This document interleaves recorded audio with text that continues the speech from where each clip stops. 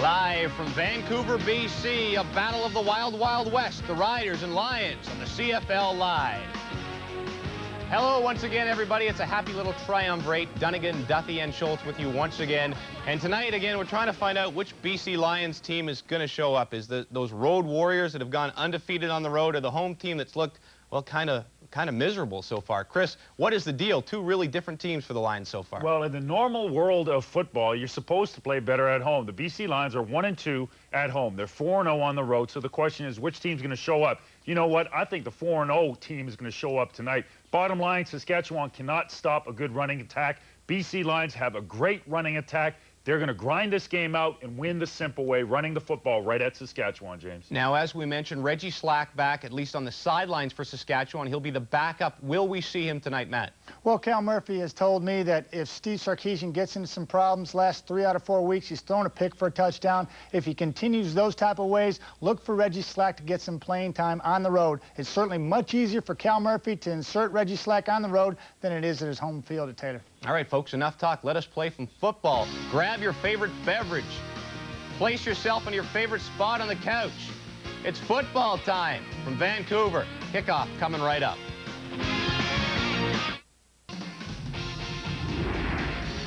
CFL Live on TSN is brought to you by Castrol GTX Drive Hard. And by Molson Canadian. Here's where we get Canadian.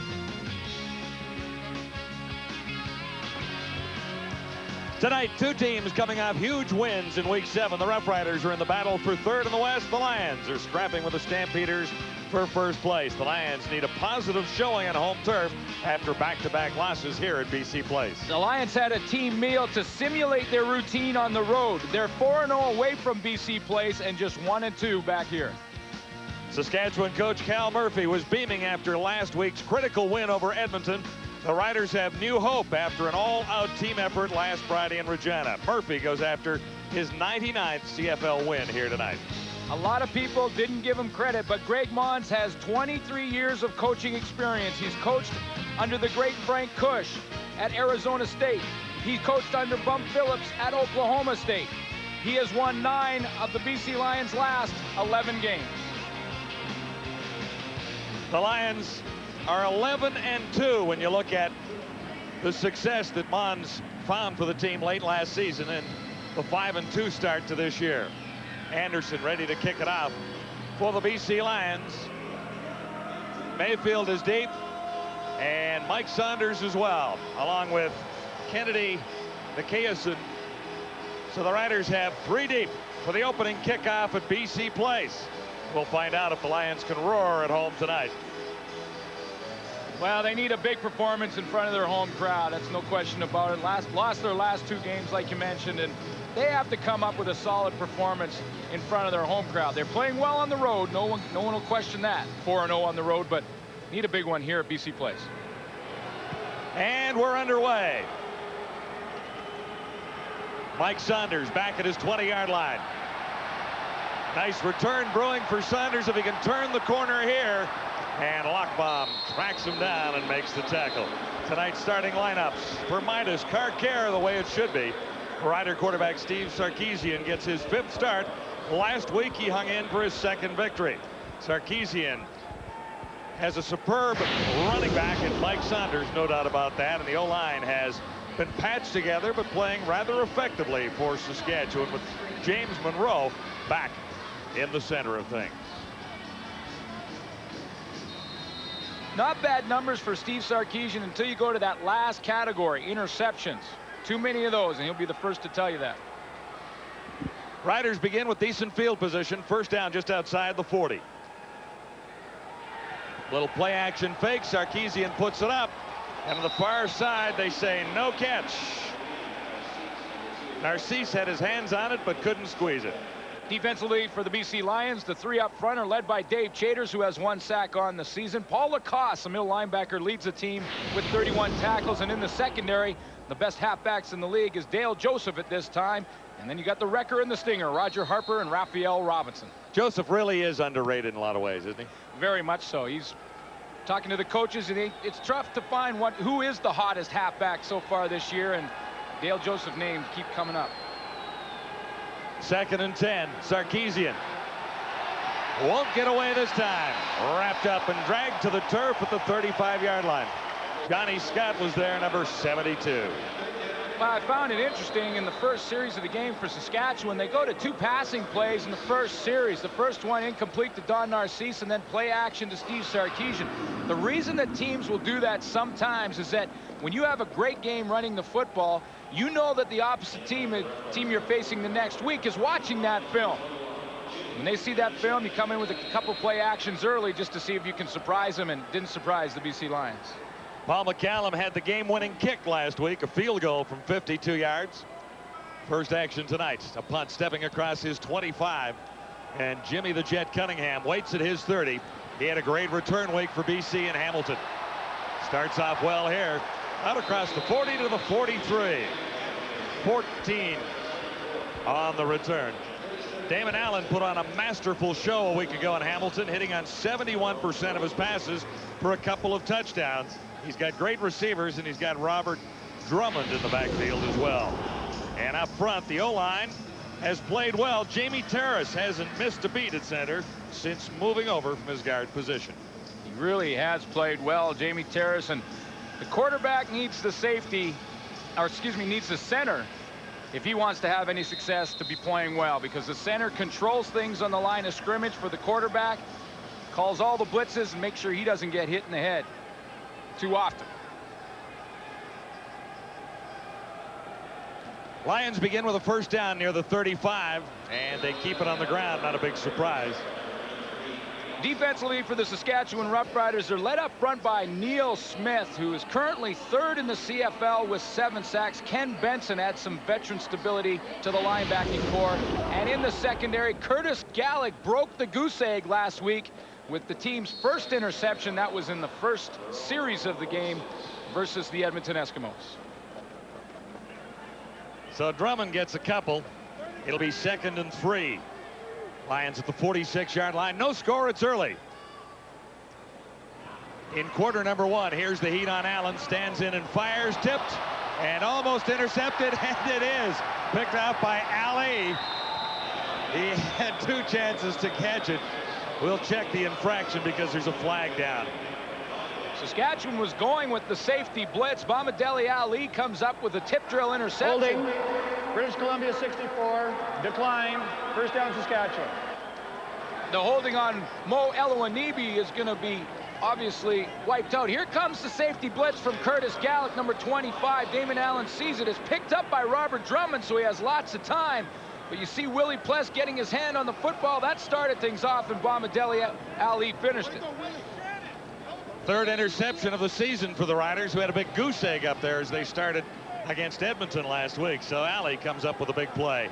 The interception, first turnover of the game, setting the Roughriders up inside BC territory at the 53. Mike Saunders. Play a little slow in developing. Saunders was able to grab a couple.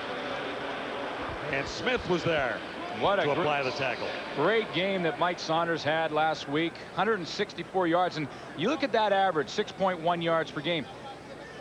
Well, midway through the 3rd quarter last week, the Saskatchewan Roughriders are averaging 7.5 yards basically on first down. And anytime you can do that, your offensive playbook is wide open. You can run the ball on 2nd down or throw it. Saunders also had a couple of receptions last week for 23 yards, making it 187 yards from scrimmage. So it was a terrific week, and he is the player of the week offensively in the CFL. Heats on. Sarkisian is down. David Benefield, 3rd sack of the season for number 56. The Don Lindsay defense will give you a lot of different looks, and it's confusing at times. Benefield comes off the edge, and you'd think that, you know, the tackle or the guard out there, Ben Fairbrother, is going to step out to get him. Well, they count wrong. Fairbrother steps down. Benefield is free. Sarkisian doesn't have any chance to throw the football. When you give teams different looks defensively, the offensive linemen have to start counting who they're going to block. Sometimes if you can confuse them, you can get a guy free, and Benefield was that guy. Callum got a pretty good punt away the first time, 45 yards. And this time he'll line up back at his 35. Still no score at BC Place. The Riders failed to even get a first down on the turnover, but they'll gain on field position here with McCallum in. Yeah, so far they're winning the field position battle, and that's half of it. Yeah, that's a pretty nice kick to Jimmy Cunningham down at the 10. Cunningham ran with a lot of confidence last week, well covered by Saskatchewan special teams after a 9-yard return. Punt traveled 49. First down BC when we return. Welcome back to the stadium at BC Place in Vancouver. We're early in the opening quarter as the Lions and the Roughriders both try and respond from victories last week. Let's bring in Farhan Louser. Thanks, John. You'll see plenty of Rider fans here at this game at BC Place, and they'll probably be happy to see their team, the Saskatchewan Roughriders, in their green uniforms. BC, on the other hand, they're wearing their traditional road whites. They probably wish this was a road game. They're a perfect 4-0 away from BC Place, just 1-2 here at home. And Lions coach Greg Mons told me that if Glenn Suter will donate some of his big TSN salary before next week's game, they might try to simulate some more conditions and stay in a hotel. No shot. Not a chance. Wasn't even a good idea. Well, you know, they're trying everything they can. They had a team meal before this one, trying to simulate their routine on the road, and the only thing they have left to do is, like Farhan mentioned, was to rent a hotel room and have people stay in there. But you don't want to do that, especially when you have the family and kids. You want to spend as much time as you can with them. Alfred Jackson close to a first down on his first reception. Lions are out trying to cross the 30 for a first down here, and easily enough accomplished there. To win tonight, here's what the BC Lions will have to do. Well, they have to get some consistency out of their offensive line. Sometimes they look great and dominate like they did versus Hamilton, and sometimes they fall off the board. Look at the numbers when they win on the ground. 194 yards average. That's the whole team. 88 in the 2 losses. Obviously, that's important. They got to take Saunders out of the game defensively, and they got to keep it simple here at home. They're struggling at home, and one of the reasons you do that is sometimes you may try and put on too much of a show when you're in front of your home fans. They got to get back to fundamentals, play football, and execute like they do on the road, and they'll be fine. Executed very well last week. That Ivor win in Hamilton. Very impressive victory. Allen from the shotgun has Eddie Brown. Brown is surrounded by green shirts and finds a way to escape to the far side. He's got more waiting for him over there. It was a long run to grab a couple of yards. Yeah, he ran 50 yards to get 2, but it starts out with just one of those ugly passes. I mean, Damon Allen, this one kind of slips. It's just an ugly floater ball. He gets it over there. There's nothing at the point of attack. You see the great pursuit by the Saskatchewan defense, have him hemmed in. So Eddie Brown tries back the other way. Can't get much out of it that side either. You know, we haven't talked about Drummond yet. And again, not really. Saskatchewan starts out going with play action to Saunders, and now Drummond's not being used out of the tailback position. Both offensive coordinators switching a little bit here. On 2nd and 8, there's some movement down there, and penalty markers are down. 9:25 to go in the opening quarter at BC Place Stadium. 5-2 Lions. 64. Second down repeated.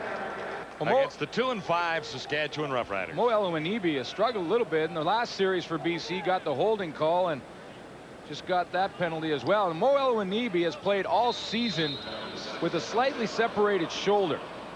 And that's tough because those linemen up there have to use their hands and their arms to keep the defensive linemen away from their body. And if your shoulder's got that much pain in it, you know that Mo Elowanibi has the high pain threshold. Penalty makes it 2nd and 13. Deep drop. Damon Allen. He has a target. It's Jackson over the middle, and Jackson gets great yardage here, sliding safely at the 45. Why did he go down?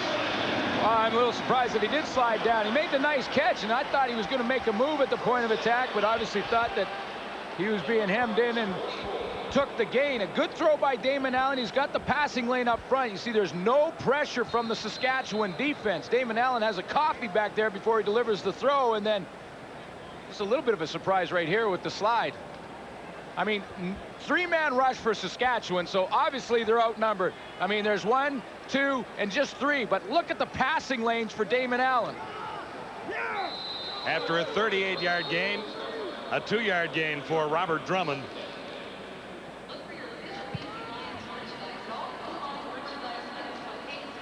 .653 yards rushing for Drummond, 4 touchdowns. Best game of '99 was 159 yards against Calgary. Last week's wasn't all that bad against Hamilton.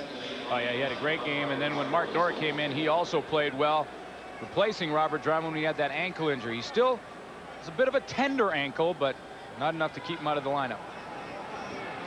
Allen to his right, looking deep for Blair. Blair goes up and gets it. Don Blair, great catch, as he slipped in behind Mark Tates and knew exactly where the ball was going to be. Well, first of all, you gotta give a lot of praise to Damon Allen, because Damon Allen had confidence in his receiver. The quarterback rolls. I watched Damon Allen. What he's looking at right now is blanket coverage by Mark Tate on Don Blair. But he decides to throw it anyway because he feels like and has confidence that his receiver and Don Blair will win the one-on-one battle for the football. And Don Blair times his jump perfectly to come up with it. 35 yards for Blair. A couple of plays after Alfred Jackson picked up big yardage too. So the Lions' drive is very much alive inside the 10-yard line now. And it's 1st and goal to go from the 7. Drummond has 1, maybe 2 yards. Tough sledding against that side of the Rider defense. Pless has moved up from his linebacking spot to help out Young. What a play that Willie Pless made last week. With the Edmonton Eskimos having a chance in Marcus Crandall to put together the game-winning drive in the dying seconds, Willie Pless came up and stopped the 3rd down gamble in its tracks. And all Edmonton needed at that point was a field goal. That's to right. Steal it back, right? That's right. And, you know, they were about 3 first downs away. Willie Pless denied it. Said, no, sir. Lions now at the Rough Rider 5-yard line. 2nd and goal to go from there. Allen looks to the end zone, escapes a couple of players, and looks for Cunningham.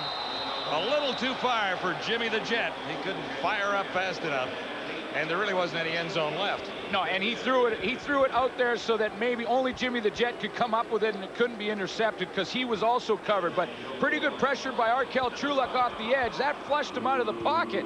Now he's just trying to throw it to the back of the end zone, and if this receiver comes up with a tremendous play, they get it. If not, it goes right to the turf, and they put the field goal team on. Lupus Aglia, first kick of the evening, 10 of 16, his longest 39. Still bothered by an abdominal strain.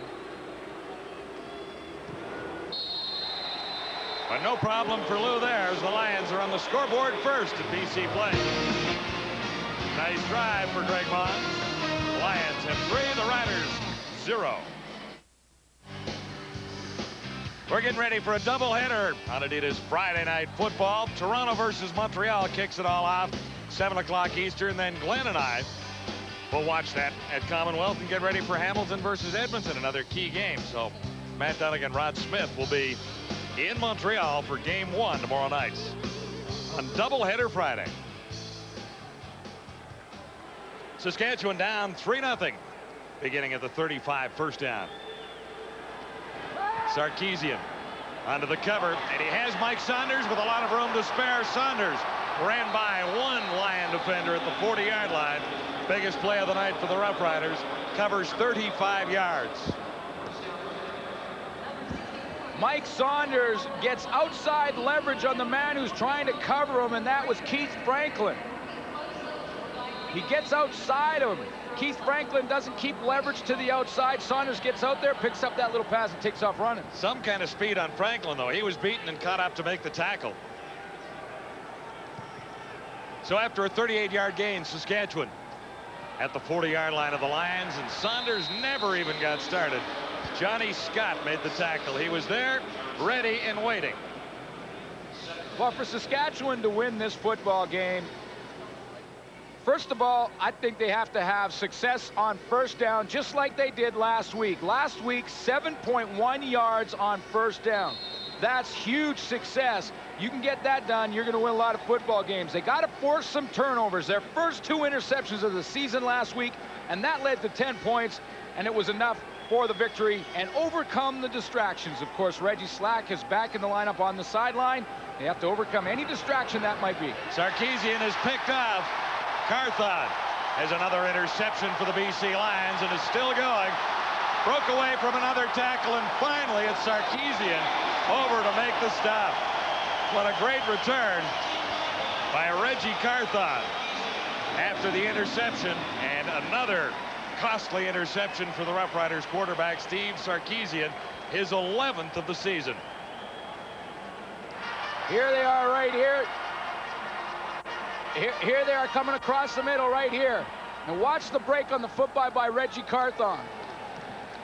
He just beats Curtis Mayfield to the ball. Mayfield slipped and couldn't come back and become the defender. That's been the problem for Steve Sarkisian. He hasn't played badly, and he put together good drives last week to win the football game, but he's had that one play that has hurt him. The one interception here and there. Of course, he's thrown 3 interceptions for touchdowns.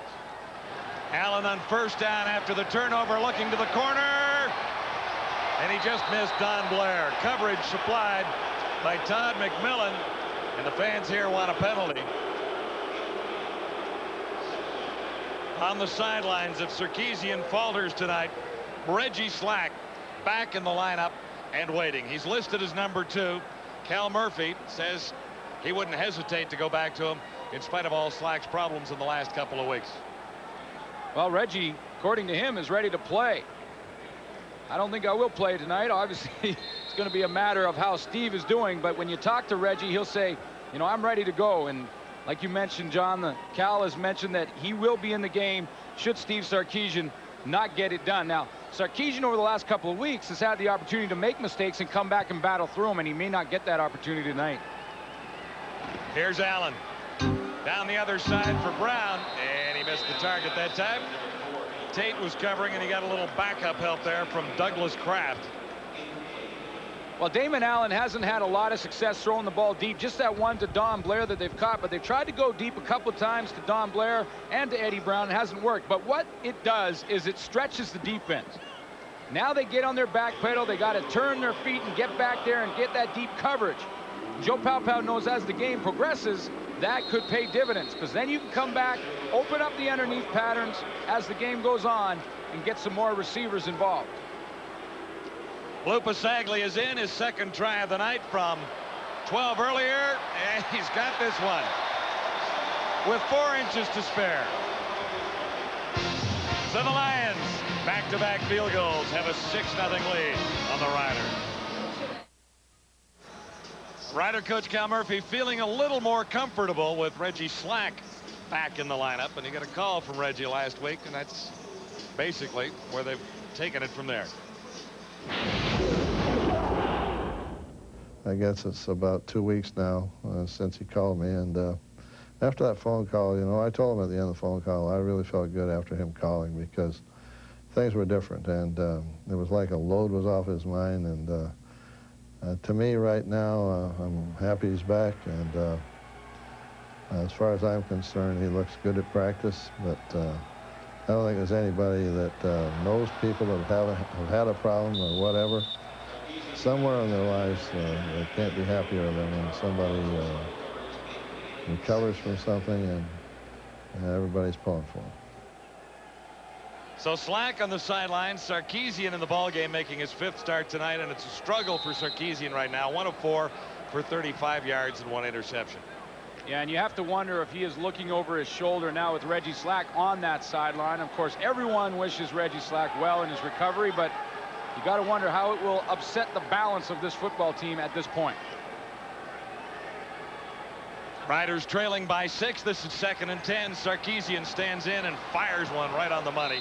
Mike Saunders has done most of it for Saskatchewan so far tonight. Yeah, but most of it's been through the air, John. I mean, Mike Saunders has got out of the backfield and caught a couple of passes. That's usually what he's known for. Last week he had the big running game, and both teams really not involving their running backs in the run early. We haven't talked much about Robert Drummond and not about Mike Saunders running the football. Now, he has come up with some big catches. So it's 3rd down, less than a yard to go, and the Riders are gambling in the opening quarter here at the stadium at BC Place. You've got Saunders in the backfield, and Sarkisian should be able to fall for this if he decides to. Well, actually, he went right over the top, enough for the 1st down.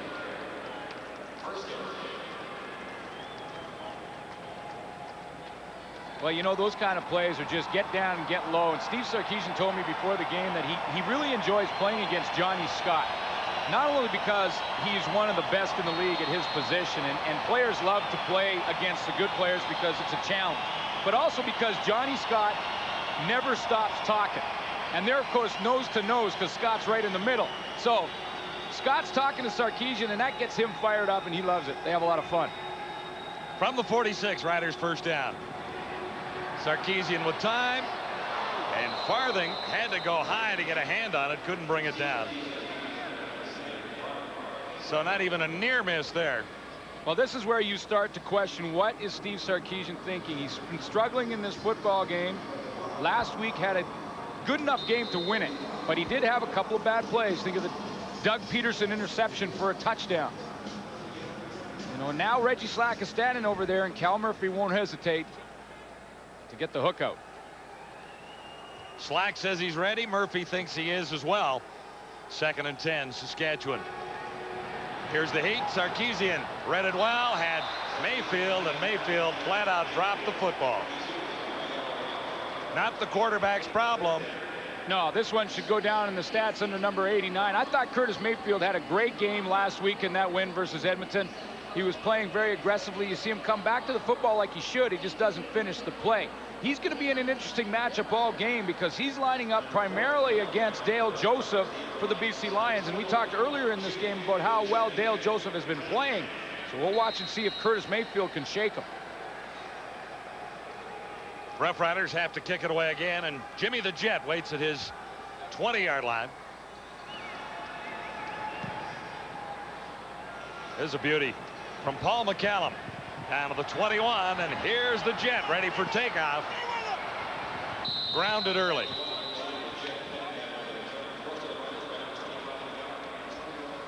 So where's Robert Drummond been in the offense of the BC Lions so far tonight?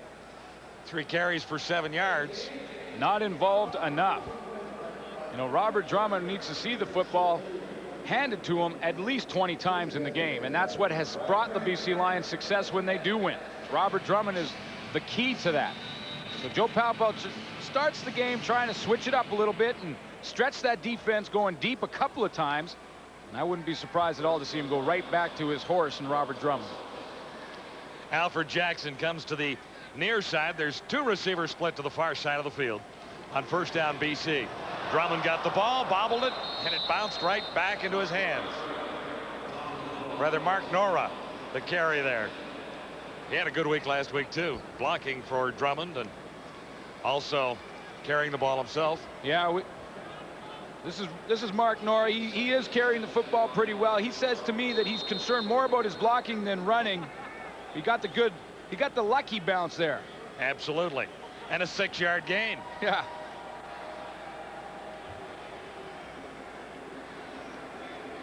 So Drummond takes a rest at the BC bench. Some early movement there as the Lions go with another receiver. Jimmy Cunningham slips in, but they didn't have the formation set properly. Well, it looks like the Lions have come up with a bunch of different formations for this game, because on that play, Legal procedure, BC 61, 2nd down repeated. that was on Steve Harden. On that play, the Lions had both Robert Drummond and Mark Nora standing on the sideline, so they were playing with 6 receivers. That's something we haven't seen them do all season, or very, very seldom. So Joe Palpel adding a couple more wrinkles for this game, and as the season progresses, you got to do that. You got to expand your playbook. With a procedure penalty, this is 2nd down and 8. Lions back inside the 30. Allen will put it up. Jackson is the target. He hangs on, and that should be a BC first down, as he was wrapped up by Tates, but he had enough for the first down. So it's been all Lions so far, but just a couple of field goals on the scoreboard at BC Place after 1 quarter. You're watching the CFL Live, and we're at the quarter. Brought to you by 1-800-HI-IT'S-ME. It's the cheapest way to call. Collect. Hey everybody, James Duffy back at TSN Football Control. And you know, momentum and confidence, 2 very important things, especially when you're a team that is struggling, and the confidence is a lot more fragile, and that confidence perhaps not shattered for Saskatchewan in the first quarter, but Matt Dunnigan at least cracked a little bit and early. Yeah, and it doesn't help Steve Sarkisian out at all, James, when you have a breakdown of protection in the first series of the ball game. You want to keep the momentum going from last week, and here we see Steve Sarkisian in a simple pass protection. The center's going to make a slide call or Louis call. He's going to stay here. This man's going to slide left, take the center. He's going to take the blitzing linebacker. He's going to go on the rush end, and he's going to bump out to linebacker. Sean Daniels has to come over here and pick up David Benefield, who eventually comes untouched and sacks Sarkisian. So Steve Sarkisian is getting off to a shaky start, and people may be saying, oh, he didn't read the blitz. He didn't get rid of the football. He's taking another sack. That's not Steve Sarkisian. Sean Daniels missed an opportunity, so you have a situation where a young quarterback needs to get off a good start, got a breakdown up front, James, and it's simple mathematics. Later on they came, and Sean Daniels went over the backside and picked it up cleanly. Now, Chris, as a guy who loved contact, you didn't like a play you saw. No, not at all. Alfred Jackson, I cannot figure you out at all because you got to have 12 people battling, and on this play, I only saw 11. Nice throw by Damon Allen. Nice catch by Alfred Jackson. Why are you sliding? Why are you hitting to the ground? Break it to the outside, go down the sideline, put your head down. That's a poor play by a veteran player, James. All right, now one other game in the CFL tonight. Calgary taking on Winnipeg, and Bomber fans, hide your eyes or run or something because it is not pretty. 35-9, Calgary leads. A number of big plays as the Stamps look to improve to 6-2. First quarter stats are brought to you by Castrol GTX. Drive hard. That's what the Lions did first quarter. Yeah, I don't see any rushing yards here. These two running backs, Mike Saunders and Robert Drummond, last week combined for over 300 yards. Combined right now, they have 17 after a quarter of play.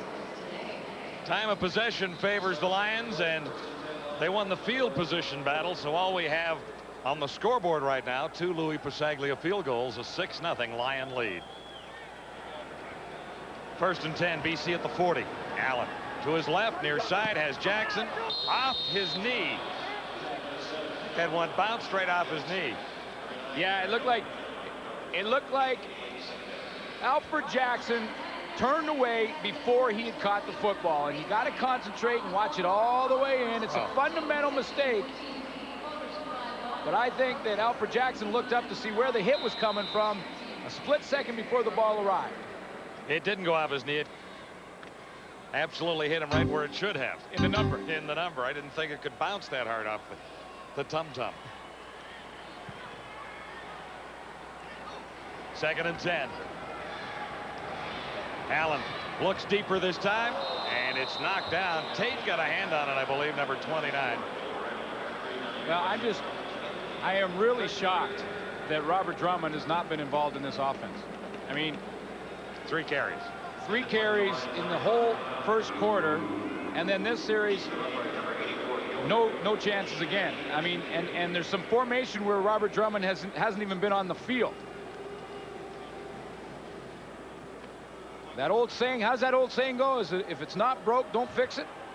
Something like that. Yeah.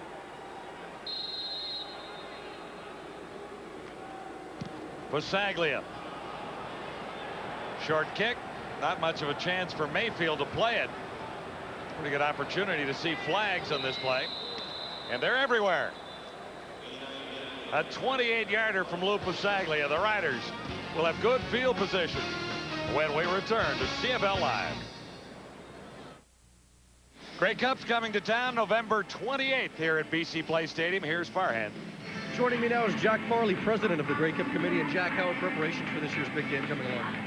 Farherd, we're going to invite all your viewers to come to Vancouver for a great party. We're going to roll out the red carpet at the end of November. Everything's shaping up very nicely. We have got the big CFL awards in the convention center on the Friday night. Saturday, the fans are going to enjoy watching the teams practice in the stadium. We're going to have the dance teams join us from across Canada. Another 40 cheerleader teams are going to be there as well from BC. Saturday night is a big 50th anniversary of the Grey Cup dinner, and of course Sunday's game day. Jack, best of luck with Canada's biggest party. I think we'll be here, Glenn. Yeah, that'll be fun. Sarkisian on first down. Eric Gulliford made the catch. It's good for a first down. He was wrapped up almost immediately. after a 10-yard gain as Lacoste was over there. So 1 interception so far tonight. Sarkisian missed the mark. You just can't be second-guessing yourself as a quarterback, or really any player on the field. You have to be believing that you're going to get a chance to stay in there. And this is what we're talking about. Is Steve Sarkisian looking over his shoulder now that Reggie Slack is standing on the sideline? And just can affect your confidence level, especially if you're young, and Steve Sarkisian is young as a starter. They keep it on the ground this time, and Saunders is forced back by Lacoste.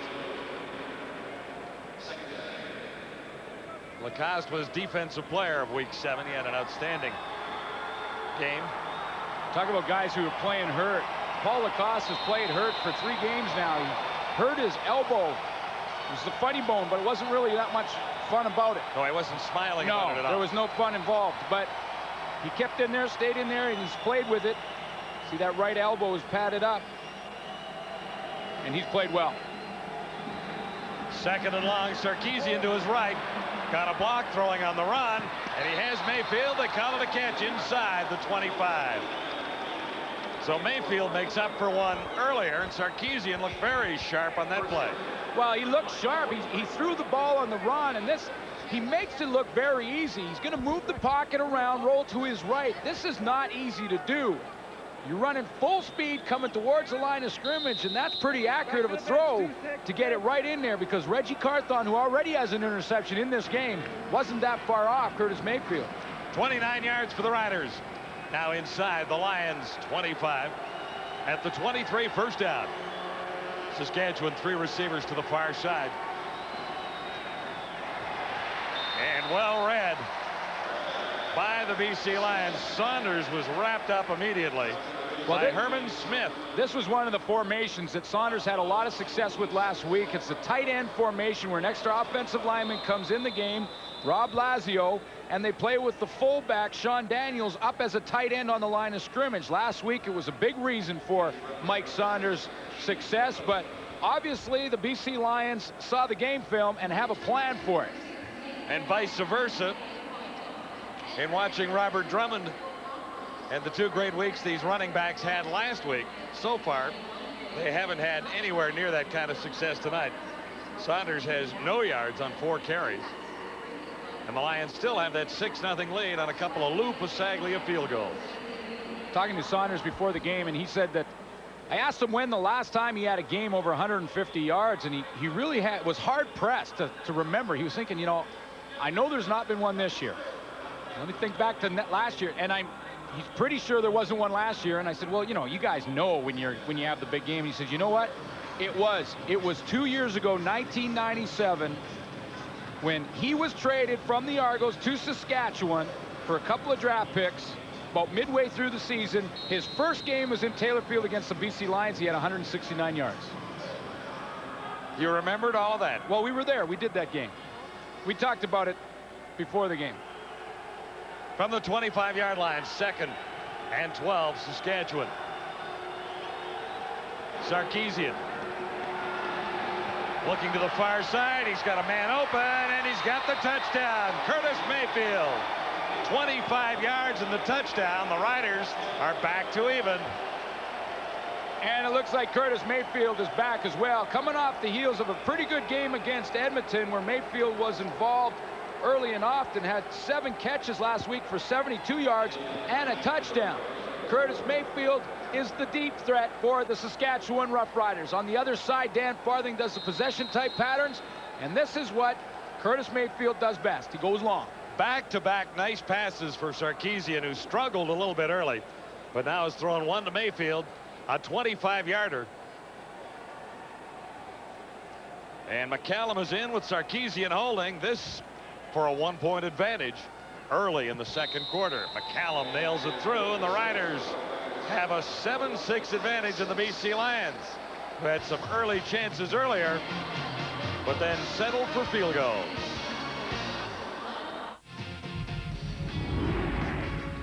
CFL Live on TSN is brought to you in part by AT&T Canada, the network the world works on.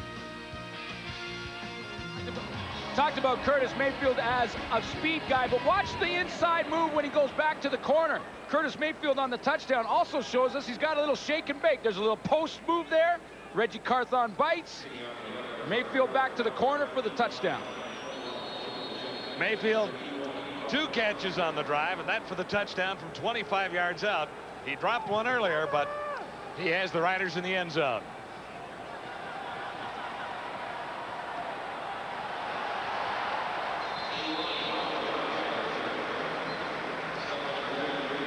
Out to the 40-yard line. Well, 2 Mayfield catches in that scoring drive. It took 3 minutes to move 5 plays and 64 yards, and a couple of very nice throws. One on the run by Steve Sarkisian to Mayfield, and then we saw that post corner where Mayfield, little shake and bake on Reggie Carthon, got to the outside and got 7 on the board for his team. Rod Harris, 35 yards on the return. And so the Lions are set up nicely at the 42-yard line. First down, trailing by a point. Here's Robert Drummond. Now, there you go. And that's a little more like it. 7 yards there. Quick into the hole. He just slashed through for 7. 6 running backs, including number 29, are on pace for 1,000 yards this season. That hasn't happened since 1994. But it's a great crop of runners in Canadian football right there. Drummond, Anderson, Pringle, Lapointe, and Hamilton. Mike Saunders here, Dylan McCullough. Yeah, a couple of young ones on the way up, too. Thomas Haskins in Montreal. Mentioned Eric Lapointe. He's on that chart. And I like Mark Nora here in BC as well. Used more as a blocker for Drummond, but when he gets an opportunity, Nora can carry the football. He's a Heck Crichton Trophy winner from 1997. Let's see how close the Lions were on second down. Mark Nora, sometimes when I go talk to players, I'll ask them, how do you think you're playing? Because, you can hear what the coaches think and you hear what other players think, but so how do you think you're playing? And I asked Mark Nora that, and he said, you know what? I don't even think about running the football. So when I get a chance to run it, I love it, I enjoy it, but that's all instinct. He said, all I worry about is blocking. So after every game, I'll go to the coaches and I'll say, did I block well? And if they say yes, then I've had a good game. Just ask the coach. Simple as that. Yeah, he just some days you don't want to ask the coach, right? Yeah, no. Sometimes you don't even want to be there. You don't want to see the film. First down, Lions. Nice play action fake by Damon Allen. And now he's wrapped up in there by a few guys in Ryder green. Loss of 4 yards. First sack for Saskatchewan. We talked about Willie Pless's big play last week. Willie Pless is really starting to play well in the system here in Saskatchewan. Jam on Rod Harris and then fly to the football and get involved in the tackle on Damon Allen. Willie Pless made that big play last week, but we're talking to the coaching staff about Willie Pless. They say, he's getting more and more comfortable with what we're asking him to do. And Willie Pless feels that the addition of Ken Benson into the lineup, a little more veteran talent in there, has also helped him. Willie's 3rd sack of the season, forcing the Lions into a 2nd and 13. Allen has to put it up. Cunningham made the catch, and Garrett forced him out immediately, so they come up short of the first down. Shannon Garrett made the play on Cunningham, who made the catch. Things are not going according to plan for the BC Lions right now. They wanted a bit of a quick start on home turf tonight. Well, the thing is, they had a quick start as far as moving the football is concerned, but they didn't punch it in for majors, and that will always come back to haunt you somewhere through the ball game. You get down in scoring territory, and the Lions call it the green zone. Often teams will call it the red zone in scoring territory. They think red means stop, green means go, so they call it the green zone. And it's right over Gulliford's head. Mayfield goes in and falls on it in the end zone. I don't know how he lost the ball, but it sailed right over his head and was sitting in the end zone, and that ties things up. It's 7-7. We're in the second quarter on CFL Live from BC. Closed captioning of this program is brought to you by Gibson's finest 12-year-old Canadian whiskey. Hang in at the half. James, Chris, and Matt will be along to talk about this one and other CFL events. We're getting pretty close to Labor Day. Lots of excitement around the corner. So at the half of the boys, A little ways away from that, about 8:37 to go in the second quarter. Saskatchewan and BC even at 7. Here's Mike Saunders wrapped up from behind after a gain of 1. Dave Chater's involved in the tackle, and Dave Chater's is one of those guys whose their motor just never stops. Dave Chater's one of the best interior linemen in the league and has 1 sack on the season, but he's got a lot of pressures. And you talk to coaches, they'll take the pressures because the pressures usually turn into interceptions. And right now, the BC Lions lead the league in interceptions with 12. So they may not be getting a lot of sacks up front, but they are getting pressure on the quarterback. Second down. Nice play action fake by Sarkisian. And he's in trouble now and wrapped up by Johnny Scott, who's been with him all night. Actually, Smith is there along with Benefield. Now there's a tough break for Saskatchewan with their sack leader, Neil Smith, heading to the sidelines. 7 on the season coming into this game, and Neil Smith, that put him in second place behind a couple of pretty good ones in Joe Mumford and Alfred Payton. When you're in that kind of company, you're doing something. Neil Smith is going to be a big loss because not only is that front 7 for Saskatchewan very young, but they're also a little light. And Neil Smith is one of their dominant pass rushers. Now you saw him go to the locker room. Cunningham back near his 26-yard line. McCallum won't get this one away. Now he fires it, and it's picked up. Grabbed on the second tip by Cunningham. So McCallum had an opportunity. And look to Douglas Kraft, I do believe, down there. And it was Cunningham coming up with the interception on the tip. Well, Paul McCallum thought he could beat containment, but once he got out there and did beat containment, he realized that he wasn't going to outrun Don Blair. That's why he had to try and make something happen and throw it up. The ball deflects around, and Cunningham comes back from the return. I asked McCallum about this before the game, whether or not he has the green light. He says, you know, I've never had a coach tell me not to run if I see an opening, and I've never had a coach tell me to run. So it's sort of an instinct thing. Guessed wrong on that one. Yeah, I had the improper instinct there. And here's Drummond on first down, BC across midfield. And this is where the BC Lions, John, really have to take advantage. They've had a turnover in the first half. They got a good drive together, but came away with 3. And now another turnover to head into the half here. They have a chance now to put a major on the board, make Saskatchewan pay for that mistake on special teams.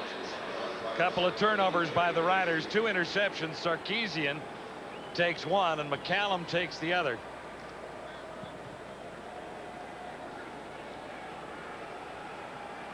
This will be 2nd and 6, BC. Trying to get across the 50 and into Saskatchewan territory a little more deeply. Allen waits and then looks long, far side, has his man.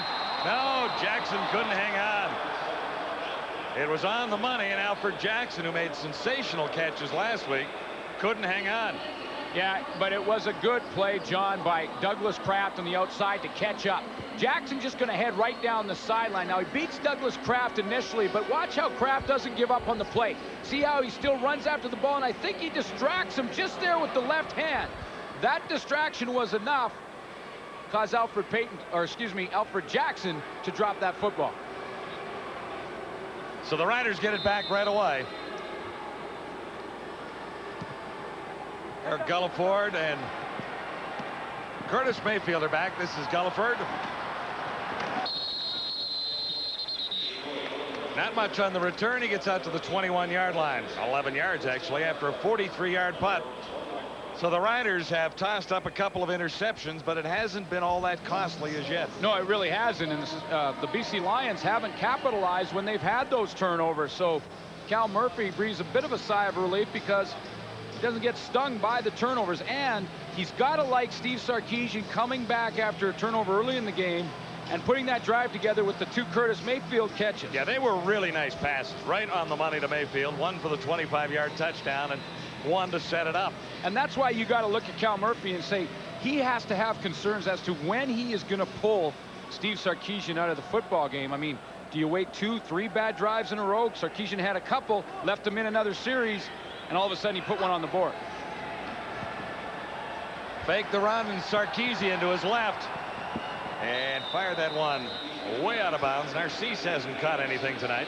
No, he had the very first pass go through his hands in the first quarter, but this is a decision process for Steve Sarkisian. When he gets out there, realizes there's coverage, throw it out of bounds, because a few times this year he's tried to force that one in there and it's gone the other way.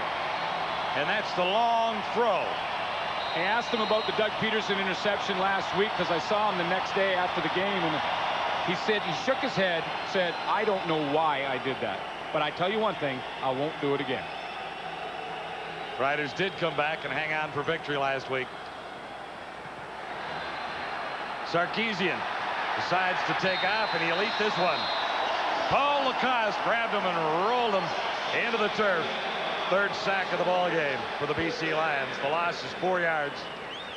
Pretty good job at the point of attack by Ben Fairbrother on Johnny Scott. Scott is going to get pushed to the outside. Watch him now. Right down, ride him into the middle, and keep riding him in there. Ben Fairbrother gives Sarkisian a chance, but good pursuit by Paul Lacoste to get out there, snuffs out the play. And Ben Fairbrother's going to go back to his quarterback and say, you know, I gave you about 4 or 5 seconds. We got to talk to those receivers. Someone's got to get open in that time, because I did my job on a real good football player in Johnny Scott. Here's Paul McCallum, guaranteed he'll punt it this time. Back at the 5-yard line. Had to go high to bring that one down. Pretty good kick away. Cunningham moves up. He's got it at midfield. Jimmy the Jet spinning in circles and finally drove himself right into the turf. It was like he spun into there. A loss of 1 on the play. His feet were going so fast he couldn't catch up to them. Let's bring in Farhan Louji again. All right, thanks, John. Some bad news for a pair of Riders, including defensive lineman Neil Smith. Early in this quarter, he re-aggravated an old back injury. He tried to ice it and stretch it out a little bit later, but it did not respond. He's going back in at halftime. They'll reevaluate him, but right now they're not expecting him to return. Backup running back Chris Zarko also injured himself on the last Rider punt. He dislocated his left shoulder. He's also done for the day. So Cal Murphy making adjustments on the sidelines at BC Place. Lions have the football, first down right at midfield. It's all even at 7, and it opens up for Damon Allen, who takes off. First time he's had a substantial run tonight. Well, and a lot of change-ups now for Cal Murphy, because when he loses Neil Smith, he loses his rush end or defensive end. The guy that goes in for Neil Smith is Colin Scrivener. Colin Scrivener is natural nose guard, nose tackle. He plays naturally in the middle of the defense. So now Colin Scrivener is going to be asked to come off the edge, something that he is not accustomed to.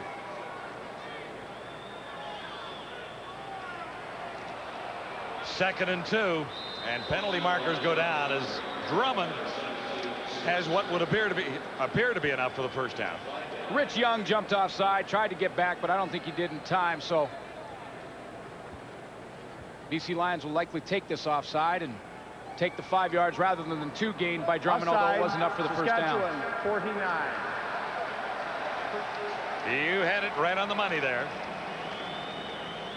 Young is an interesting story. He arrived as a linebacker, and he's bulked up by about 35 pounds to play up on the nose and right in the middle of that defensive line. Listed in the fact book at 236, but according to the coaching staff and scouts, it's about 256.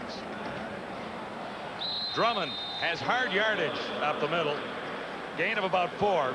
Well, Drummond, John, becomes a big factor now. We didn't see him in the first quarter at all, and we will see him for the rest of this game, especially with the injuries to Neil Smith now, because Rich Young, even though officially I guess he is 256 pounds, is still small to play in that nose.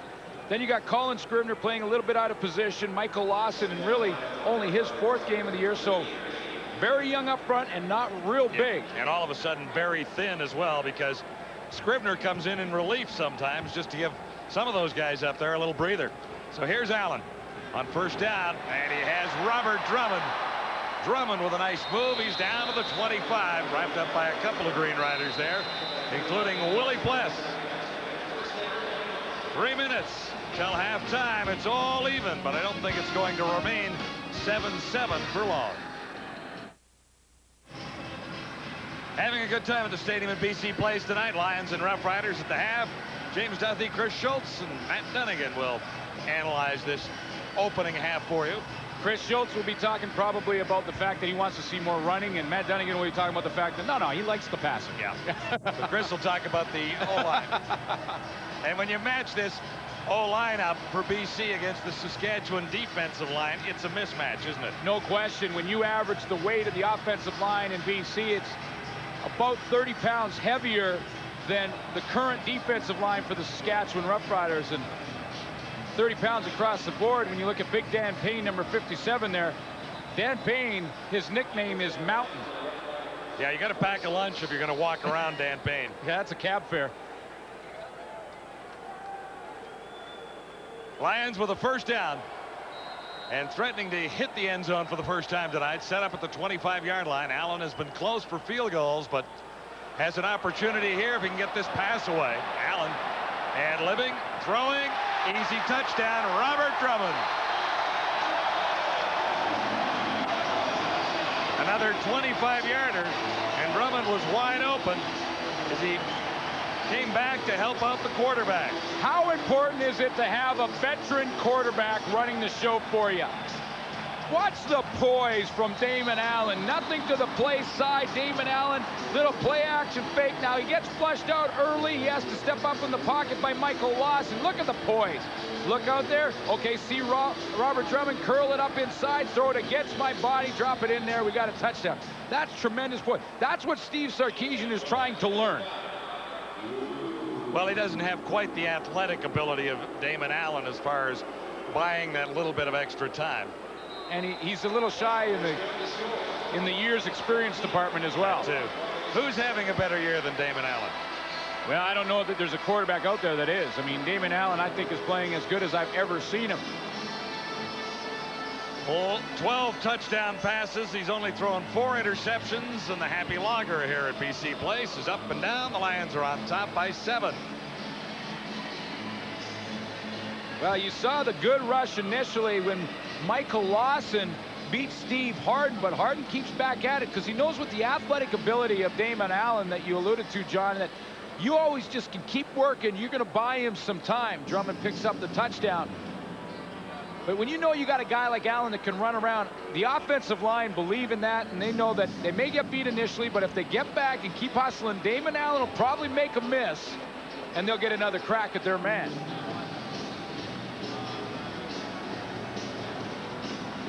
He's having fun playing now too, John. You know, you talk to him, and before the game, he's out there running around. He's loosening it up. He looks like a young Damon Allen. Closing in on Matt Dunnigan's record for second place in all-time CFL passing. Allen is 401 yards behind Matthew coming into this one tonight. So it's only a matter of time, Matt, before you're number 3. Of course, Matt looks like to me that he could put him back on and get out there again. So maybe, you know, that would be enough to push him into it. What do you think? Oh, I would think you're absolutely right. Yeah. But then, of course, you'd have to get Chris Schultz to play again. And that wouldn't happen.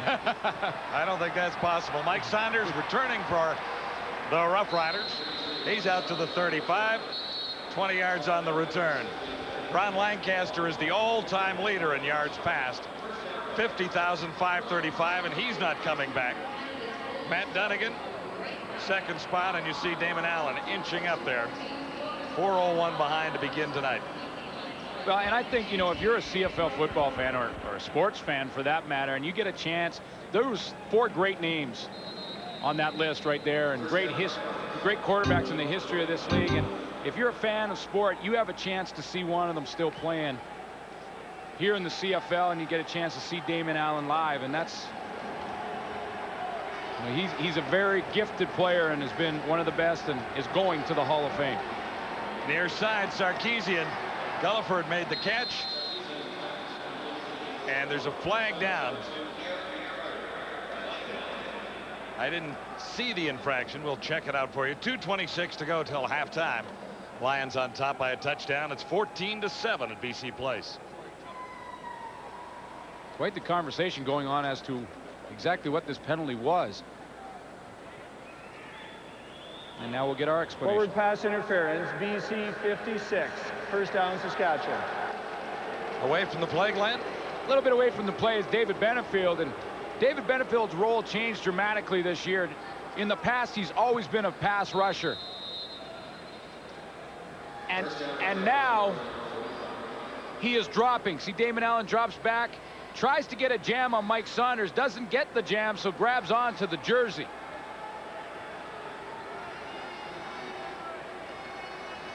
Riders first down from their 45. Sarkisian throwing on the run, and he put it right on the money at midfield. Curtis Mayfield, he's been solid tonight, and he's about a yard shy of the first down. Well, I think this is the key for Steve Sarkisian offensively, is to move the pocket around. This is straight drop back, but Sarkisian uses his feet to get a little more time. Gets to the outside of Johnny Scott, and that allows him to deliver that football. We've seen Steve Sarkisian early in the game with the rollout going to his left and to his right. That's how he got that good drive together with 2 catches to Curtis Mayfield. And there he uses his legs to buy some time, get the ball to his favorite target again. Throwing with some authority here. This is 2nd down and 1 to go.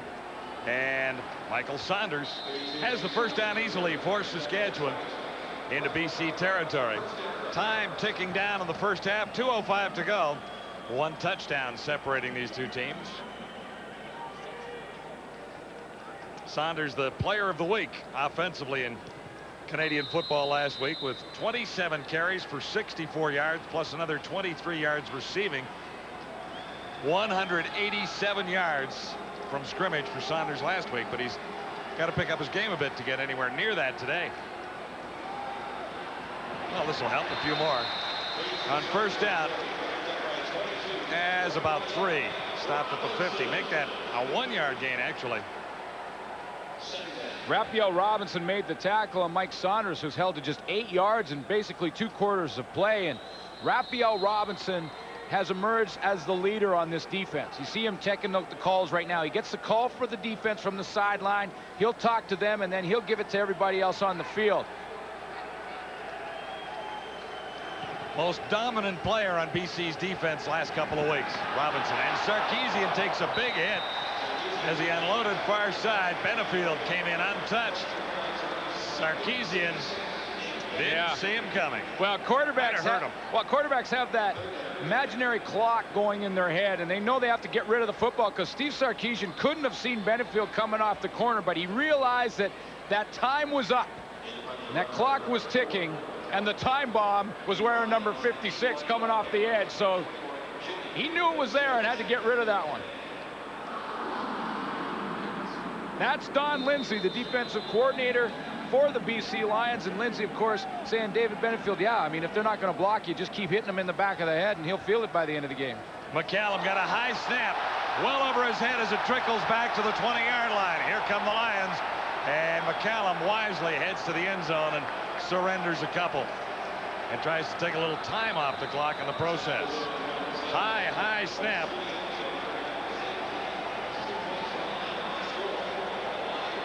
He's had a couple. He had to go up and get one on the last punt, pulled it down on his own. And that one sails right over his head. In fact, that was still rising when it got to him. Up and over his head, no shot on it. The long snapper is Jim Cooper out of UBC. Jim Cooper coming over from the Edmonton Eskimos, and he's been worked into the lineup last few weeks, and Jim Cooper's got to keep that ball down. A couple have gone high. That one about 6 feet high, I think. Well, this is what Paul McCallum had to do too, is give up the safety.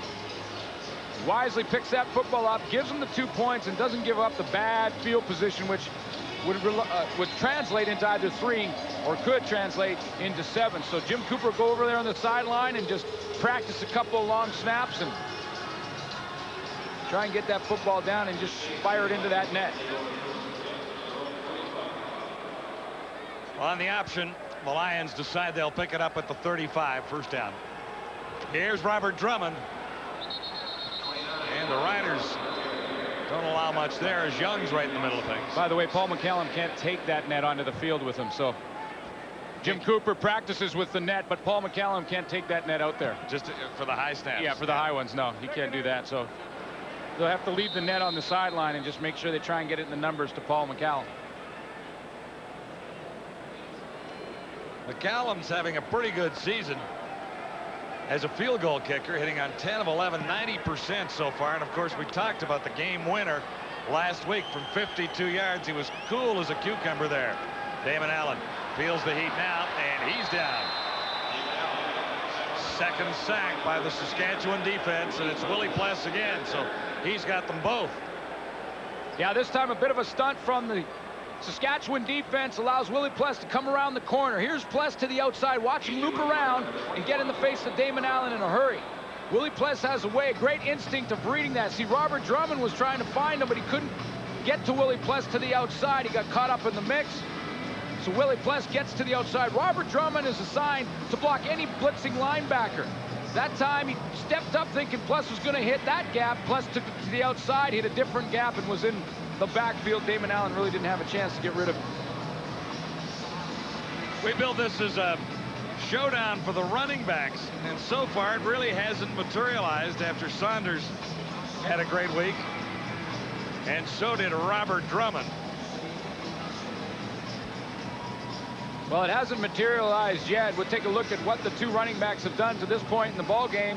Just before half, just 7 carries for 8 yards for Mike Saunders, 8 carries, just 28 yards for Robert Drummond. But you have to give some credit to the defenses. Both defenses in this game knew that the keys to the offensive success for both teams was their running backs, and they've done a nice job in the first half. And both runners have more yards receiving tonight than rushing, which is quite a turnaround from last week when they were 1-2 and balloting for Offensive Player of the Week. Saunders just beating out Robert Drummond. I will see a lot more of Robert Drummond out of the backfield in the second half. I'm certain of that. We're closing in on the second half. The guys are ready. Back in football control, James Duthie, Chris Schultz, and Matthew Dunnigan will be with you at the half. Getting to the very interesting part of the CFL season. Labor Day is just around the corner. This is when it gets fun. I mean, this is when football is fun. I mean, you know, and it's great because attendance across the league is up in the summer, which is always a tough sell, and Labor Day around the corner. Markers down, and Pasaglia's punt, and they whistle it as Gulliford got a hand on it, and Pasaglia will likely get a chance to do it again. It's 3rd and a bunch. And Louis Pasaglia knows every rule. Put 46 on the clock, please. BC called timeout before the snap. 46 seconds, please. So that was all about 2 seconds. It's 44 seconds on the clock as it stands right now. And 2 seconds can be very important. Well, it can. It 2 seconds can be the difference. So they'll put the 2 seconds back up on the clock and do it all over again. There we go. 46. We're up to date.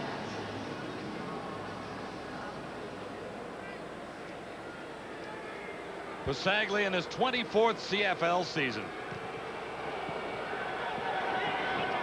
He rolls it out at the Saskatchewan 51-yard line. John, there's lots of time for the Saskatchewan Roughriders to put a drive together. 40 seconds, you're going to get probably, if you're efficient, you may get 7 to 8 plays out of 40 seconds. Now, Steve Sarkisian needs 1 or 2 of those plays to be 10, 15-yarders, and they can at least get into field goal range. You're looking at right now 2 first downs from field goal range with 40 seconds on the clock. They can get some points before the half. This is an important drive for Saskatchewan. The Roughriders have struggled a bit tonight, but they're hanging in there. Trailing 16-7, but even 3 here gives you a little bit of a lift going to the dressing room. And it was well behind Dan Farthing. Sarkisian paid the price. Oh, did he pay the price? Everyone paid the price in that collision. It was a team meeting for the Lions on Steve Sarkisian. That's what they did in the huddle. That was the defensive call. It was okay. Let's team meeting. Steve Sarkisian, number 12. We'll just have it right there. Look at this sandwich. 3 of them. Oh boy. Herman Scott Smith was there. Benefield, Johnny Scott. They all just collapsed on Steve Sarkisian. I'm surprised he even got up from that. And Don Lindsay, the defensive coordinator, obviously sent something in there. Early in the year, Don Lindsay was up in the booth here. He likes it back down on the sideline. He's a pretty intense individual. 2nd and a bunch. Sarkisian takes off himself. He'll be short of the first down by about a yard, I believe. maybe a yard and a half. So the BC defense bends a bit, but it doesn't break. And the Lions will get the ball back here on 3rd down. Don Lindsay had some CFL experience before he came to the BC Lions this year. He was in Memphis with Greg Mons and Adam Rita, who of course are both here. Greg Mons, the head coach, Adam Rita is also in the organization, and that is their connection. And when Greg Mons got the job and took the interim off the head coaching title for Greg Mons, Don Lindsay was #1 on his list. He felt like offensively this team was pretty good last year. He was happy with Joe Powpow, and he wanted a new defensive coordinator and went and got Don Lindsay. Jimmy the Jet back at his 8-yard line, ready for Paul McCallum's punt. It's been an adventure for the Rough Rider punters so far tonight. Barely got that one away, and he's down on the turf. No contacting the kicker called, no markers anywhere. Here's the Jet, and he falls forward for maybe 1 on the return. John, there's no contacting the kicker because the kicker moved out of his natural position. Only contacting the kicker was only called if you keep in your natural rhythm, and that means you take your 1 or 2 steps and kick the ball. You see how McCallum has to get out of there, Don Blair right in his face, and as soon as he moves, he's free game to hit. Here comes Paul McCallum. He sees Don Blair now. That's instant. He feels like if he goes through his regular range and his regular steps, he's going to get that punt blocked by Don Blair. So he decides to try and beat him to the outside and kick it on the run. And as soon as he does that, there can't be a contacting the kicker penalty call. This will be the last play of the opening half. The Lions on top of the Rough Riders at the stadium at BC Place. Saskatchewan hanging in though. 16-7. Lions lead the Rough Riders. It's CFL Live, and it's halftime. You're watching the CFL Live, and we're at the half.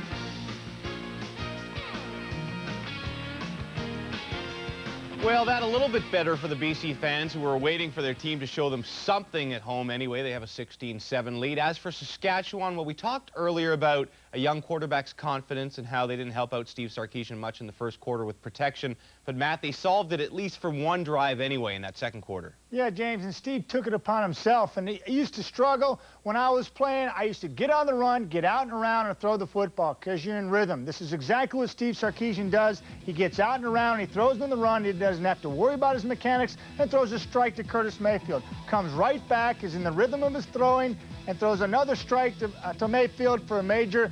Very, very important for this young kid to continue to get confidence and move him. Move that pocket. They're having troubles with protection. They're having troubles giving this kid a good opportunity to throw the ball down the field. Move that pocket, get in the run, Chris. Well, that does help Steve Sarkisian, but still, I think the BC Lions, a big help to them is if they really would make a decision to follow through on the success they had previously. I'm shocked they haven't been able to establish the line of scrimmage, especially with the injury to Neil Smith. That really provides you with more of an opportunity to play physical football. At this score, 16-7, you could go into feeling confident, but I'll tell you what, if I was a BC Lion, I would be more confident if all those 16 points came via Robert Drummond. But bottom line, James, I think Robert Drummond's playing hurt. He just doesn't have the same burst that he had in previous games. Yeah, it says something about the Lions, though, that things aren't going all that well, and they're still ahead 16-7. And Robert Drummond and company maybe not getting the yards on the ground in the first half, but through the air, not so bad. Drummond and the boys got 7 there, and the Lions have a 16-7 lead.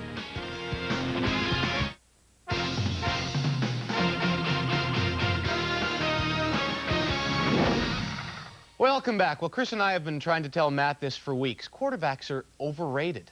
Take Calgary, for example. They lose Jeff Garcia to the NFL. They lose Dave Dickinson and Henry Burris to injuries. They're still 5-2 and looking for win number 6 tonight against the Winnipeg Blue Bombers. Who needs a starting quarterback, seriously? Winnipeg fans hoping a better result in the second half of the home and home, but it's eerily similar early. Marvin Coleman taking the punt at his own 29, and Matt, it's deja vu. 2 weeks in a row, the guy's getting her done. Great effort by the special teams, takes it the distance, picking up the slack for young quarterback Mike McCloy being under the helm. Nice try, Bob Cameron. You had no shot. Touchdown, 81 yards at 7-0. Bombers get a scare in the second quarter of this one. Dylan McCullough with the carry, and he becomes the meat in a stamped sandwich. Oh, crunched. He would be a little shaken up on the play.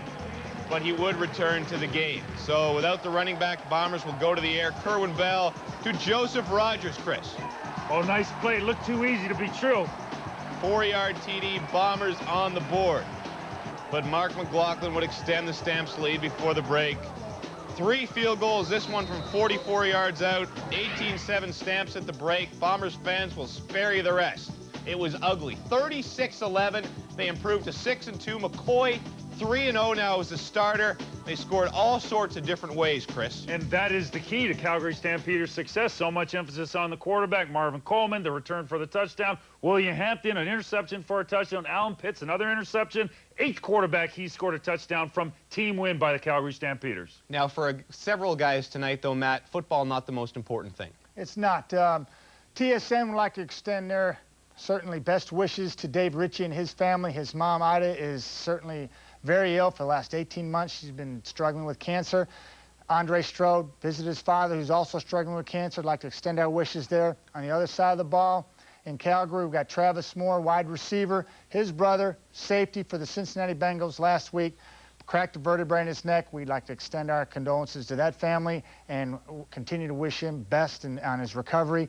But it's more than just X's and O's and the pressure of winning football games. They're dealing with life situations, and they're just like you and I are, and very difficult situation for these families. And we'd like to extend our best wishes from TSN to all those families. Yeah, very tough time to focus on football for everyone in all of those families, and we do wish them the best. Let us look ahead to next week's schedule in the CFL, and TSN has a couple of games for you. Thursday night, we have the Alouettes and the Lions. Sunday, our first Sunday game of the year, the Bombers and the Riders. Yes, it's Labor Day weekend. Our friends at the CBC have the Argos and Ticats and the Eskimo Stamps, the Battle of Alberta, on Labor Day Monday. Watch those on television, or if you want to see them in person, here are your ticket numbers. Go out and see a game.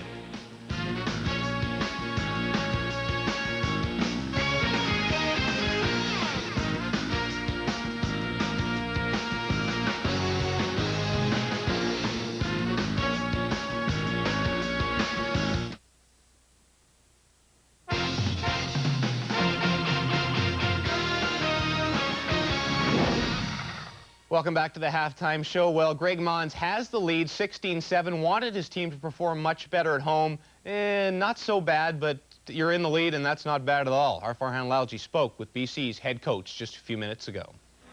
Got Robert Drummond involved late in that half, and it seemed to pay off. Oh, it did. You know, we've looked good at times. We also shot ourselves in the foot a couple times, and we just got to get consistent. We're making too many penalties, and defense has been playing pretty well. We gave up 1 or 2 passes, but outside that, I thought our front's been playing great. Gotten a lot of pressure, and we just got to get ready. We got a whole another half to go, and it's a long game. All right, Coach, thanks. Best of luck in the second half. Thank you, guys. And there are your first half statistics, the ones that really glare out. Rushing yards. We talked about how running is coming back in the CFL. Where is it tonight, Matt? Well, James, defensive coordinators and defenses, they look at films. They're doing a good job of stopping the rush tonight. Just 61 net yards for the Saskatchewan Roughriders after they built something last week, struggling badly in the first half against the BC Lions. Yes, indeed, it was a rough ride for Steve. Will we see Reggie? Second half, Lions Riders is coming up next. Greg Mons has his BC Lions up 16-7 at halftime. On the other side of the field, Cal Murphy can't be all that happy with the play of his Roughriders in the opening half. All right, Coach, tell us what you said to your team at halftime. Well, if the offensive line doesn't block, you can't run the football. If they don't block up a 4-man rush, you can't pass the football either. We got people open. We just have to block them up. Any chance we'll see Reggie Slack in the second half? I think you might see it. All right, best of luck, Coach. Had to ask There you that go. question. Well, you did, and Reggie Slack, looks like we may see Reggie Slack back in the lineup. And Steve Sarkisian has shown signs. He's moved the ball on a couple of drives. He's also made a couple of interceptions. So it appears that we will see Reggie Slack. Now, the BC Lions didn't clearly dominate that first half. I mean, Saskatchewan still got opportunities here. And maybe Slack can get something going. Sarkisian. Well, with a couple of nice passes to Mayfield. Really solid passes when he moved out a little bit, and he found Mayfield for a touchdown as they stack up Sarkisian versus Damon Allen.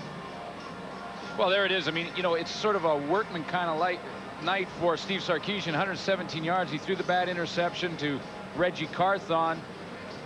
He's had a lot of pressure, and you heard Cal Murphy talking about they weren't blocking him up front. And the Lions were only going with 4 at the most for the most part, and Saskatchewan offensive line had troubles blocking for him, both on the run and through the air. So that's part of the reason Steve Sarkisian struggled. But when you look at him, he's got the baseball hat on. Reggie Slack had the helmet on, so we will likely see Slack to start the second half.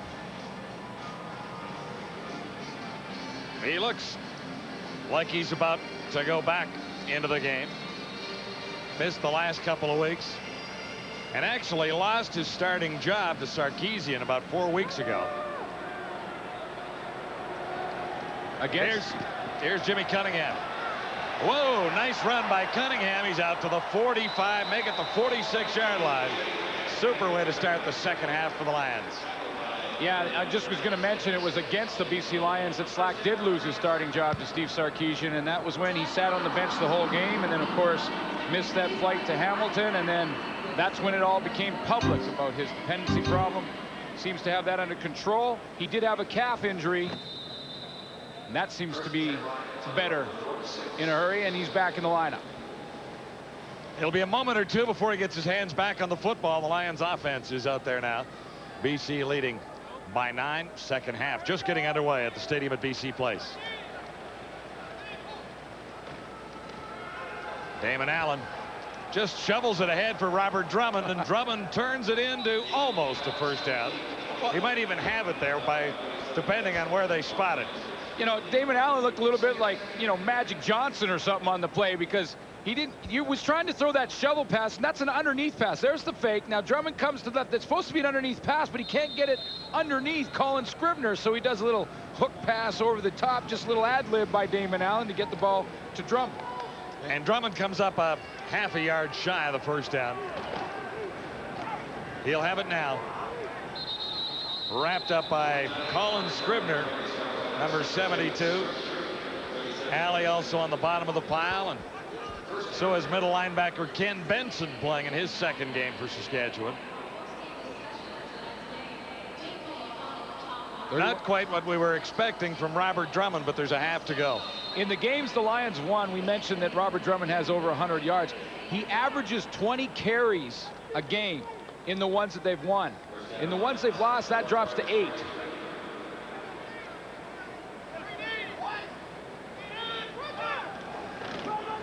It's Drummond again, and halfway to a first down that time for Robert Drummond. Running in behind that offensive line, and Jamie Terrace is in the center of things down there. He and his wife Jennifer celebrated the birth of William John this week, so congratulations to the Terraces. Long-time guy up front, hasn't he been? Well, yeah, and William John is still back in the hospital, and they'll be coming home pretty soon. But I asked him, I said, well, how are you going to work it with your wife Jennifer? Like, are you going to get up and alternate that? And he says, well, and he kind of brought out a stat. He said, it's about 20 to 1. She gets up 20 times. I do the occasional one. Yeah, same as your family. Yeah. Here's Allen. And he threw it over the head of Rod Harris. Jamie Terrace has moved into center, and really the offensive line hasn't skipped a beat with Terrace moving over from a guard spot because of injuries out there. Yeah, he moved over, took the center position, and played a few games at that position, but he's only played about 7 in his entire career. Jamie Terrace has been in the league for 13 seasons, and he's only played about 7 games at center. But he has picked it right up and really hasn't missed a beat for the BC Lions this year. Gulliford has a little room, and it's quickly closed off by the BC special teams. 10 yards after a 37-yard punt. Reggie Slack is back.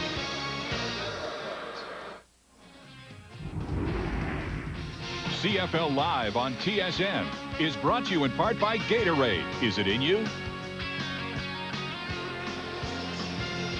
Reggie Slack is going to find out if he's all the way back. He hasn't won a game for the Saskatchewan Roughriders so far in 1999. 0 for 3 as a starter. Well, and Reggie Slack, I think, you know, his whole team has said that they are behind him personally and hope that, of course, he can fight through this and they are going to be with him all the way through it. But I still think that Reggie Slack will have to gain the respect of his team as a leader on the team. Mike Saunders. And Saunders takes a couple with him. Wrapped up by Paul Lacoste, the middle linebacker. We'll see how close it is for Saunders here. Well, Slack, you know, I mean, he has to gain that respect back as a leader on the football team. And one thing that he has to guard against, in my mind right now, is to try and do too much. Try and win the game on every single play. Reggie Slack has to just try and stay within the confines of the offense, deliver the football, distribute it, try and get a win out of this game. 2nd and 1. And Daniels this time. For a couple, but enough to move the yardsticks for Reggie Slack. So a positive beginning, just keeping it on the ground and getting back into the flow of things. Well, yeah, you got to take a couple of snaps and game action again just to get back into it, and that allowed Reggie Slack to do that. He's got a first down, so the drive stays alive, and he gets a chance to stay in there. Now, it's going to take some time for him to get that polish back when he starts to throw the football. Don Narcisse to the near side. He hasn't caught one tonight. This is his 206th CFL game, and he hasn't missed in the previous 205. Here's Daniels off the left side, and Sean Daniels has important yardage for the Riders. Yeah, that's interesting, John. Don Narcisse in the 3rd quarter now and doesn't have the catch yet to keep that streak alive. In his career, over 13 seasons, Don Narcisse has just waited 19 times until the 3rd quarter to come up with a catch to keep the streak alive. And that drops to just 4 times that he's had to do it in the 4th quarter. So we'll keep our eye on whether or not Don Narcisse can pick up that catch to keep the streak going. Another 2nd and 1 situation for the Riders, and Sean Daniels converts again. Another 2 yards for Daniels. Sarkisian on the sidelines, right alongside head coach Cal Murphy, watching for a bit to see if Slack can reignite this Rough Rider team. Well, the one thing that I've noticed right away is that the offense has changed completely with Reggie Slack running the show. He's gone to more of the option style of offense where he's got his fullback Sean Daniels involved, he's got his running game involved, and he's keeping it on the ground. You're going to see a lot more of that kind of offense with 2 backs in the backfield from Reggie Slack than you do when Steve Sarkisian is in there. Looks to put it up for the first time, has time, and then all of a sudden it disappears. He lost the ball, and the Lions may have it. Slack had some fumble problems earlier this season, and costly turnovers hurt the Rough Riders. Here again, a fumble by Reggie Slack. Well, and this is what not playing can do. There's a little bit of rust on Reggie Slack because he hasn't been in the live action, and when the game's online and game is going, there's landmines all over the place that you're not accustomed to seeing in practice situations. Reggie Slack's been out of the lineup for a few weeks. Keith Franklin knocks it out of there. He was holding it out loose, wasn't ready for the contact, and it hits the turf. So a turnover deep in Saskatchewan territory, or at least in Saskatchewan territory at the 43. Slack coughs it up. Not a great beginning in his comeback with the Rough Riders.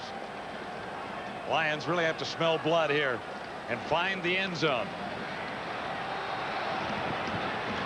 Damon Allen just ambling out there and finally takes a couple of steps across the line of scrimmage. Well short of the first down, wrapped up by Rich Young, number 49. And Michael Lawson, 93.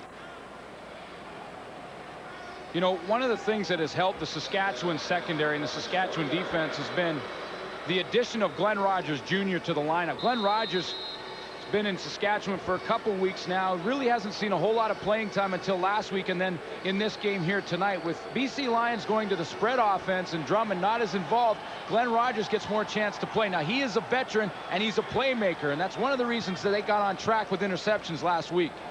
2nd and 7. Allen has it batted down, and it's intercepted by Willie Pless. Pless hammers Allen, who goes over to try and make the tackle. Did he ever hit Damon Allen?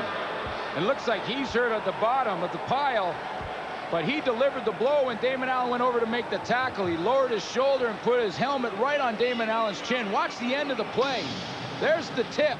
Ball goes in the air. Now, Pless takes it down the sideline. Just watch the end of this play when Willie Pless lowers, watch this, lower the head and hit Damon Allen right in the chin. That one hurts. I'm not so sure Allen really wanted to make the tackle. I think he was just trying to force Willie out of bounds, and Willie took the one free shot before he stepped out. And that's exactly what it is, the one free shot, whether it be on an interception and you're trying to block the quarterback or whatever it is, you get a chance to get that extra shot on the quarterback, you do it. Willie Pless took his time. Another fumble by the Roughriders, and Saskatchewan might have gotten it back here. It was the exchange between Slack and Saunders, and I believe 35, Sean Daniels got the ball. Yeah, the timing is off for Reggie Slack. I mean, he put that ball too far for Saunders to reach.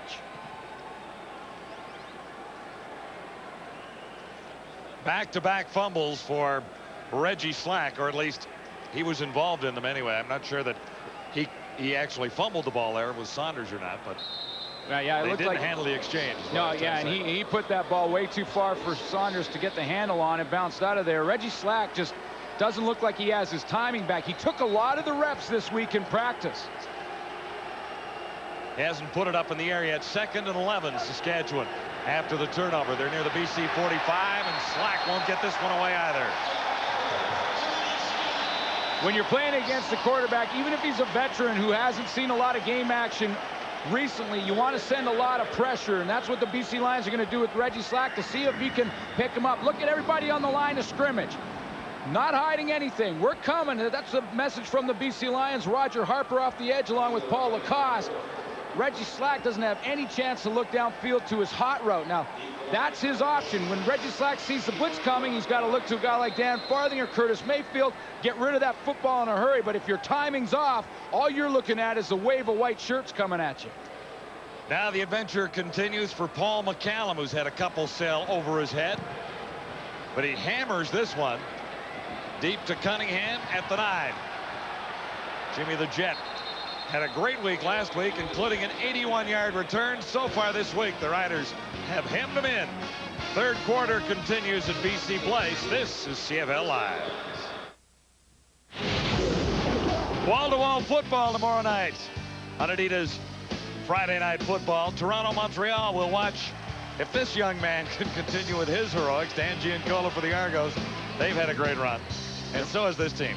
Absolutely. Montreal Alouettes playing real well. Alfred Payton, get a chance to watch him in that football game versus Toronto. So that's the first half of it tomorrow night. Toronto and Montreal, and then we'll be at Commonwealth in Edmonton for the Ticats and the Eskimos. Kind of a critical game for both those teams, too. Chance to see Marcus Crandall in the lineup for Edmonton with Nealon Green out with a hamstring injury. The BC Lions have changed quarterbacks because Damon Allen was likely shaken up on that previous play when he ran into Willie Pless. So that's Khari Jones, number 13. Not many numbers on him. Yeah, I'm not surprised to see this with that hit that Damon Allen took, because it was on the chin. And you get hit under there, even though you have a little plastic chin strap on there, that hurts. I mean, you get that helmet right on the chin. Damon Allen got this rag in his mouth. He's likely bit his tongue when he got hit like that.